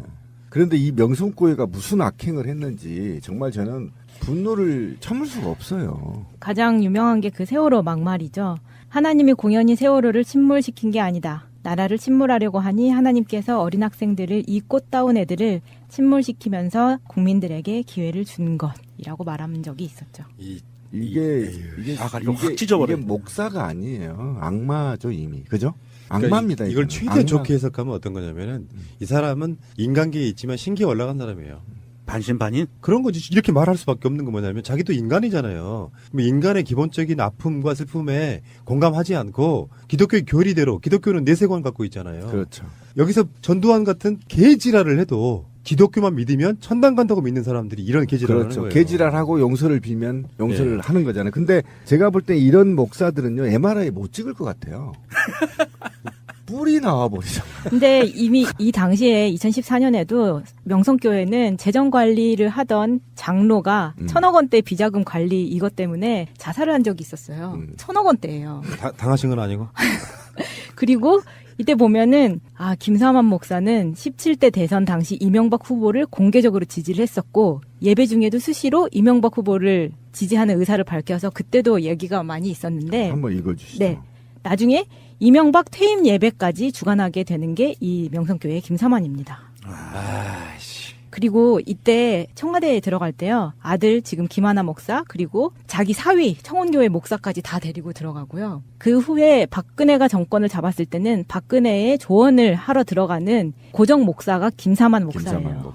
그러면 그 김사만이는 이명박 시기에 박근혜 시기에 다 갖고 있겠네. 그렇죠. 그리고 보면은 2008년부터 매해 1,000만 원씩 국가인권위원회 위원장이 이 교회에다가 기부를 합니다. 불법적인 거죠. 이게 나중에 논란이 되면서 맞다. 네, 막 의혹 받고 이렇게 난리를 친. 개인 돈으로 기부한 게 아니고 국가위원회 그 공금 갖고 기부했었어요. 네, 이런 식이에요 이 교회가. 자, 근데 이제 저는 김진표 의원 이야기를 안 할 수가 없어요. 그렇게 해서 이제 그 유예하는 것이 막히니까 또 다른 법을 지금 발의를 해요. 종교인 세제 혜택 법안. 그러면 이 법을 만들 이유가 없잖아. 왜 이러실까? 김진표 의원 이분이 장로님인가 그렇죠? 중요한 직책을 맡고 계셔서 그런지 모르겠는데 하나님의 영광을 이 땅에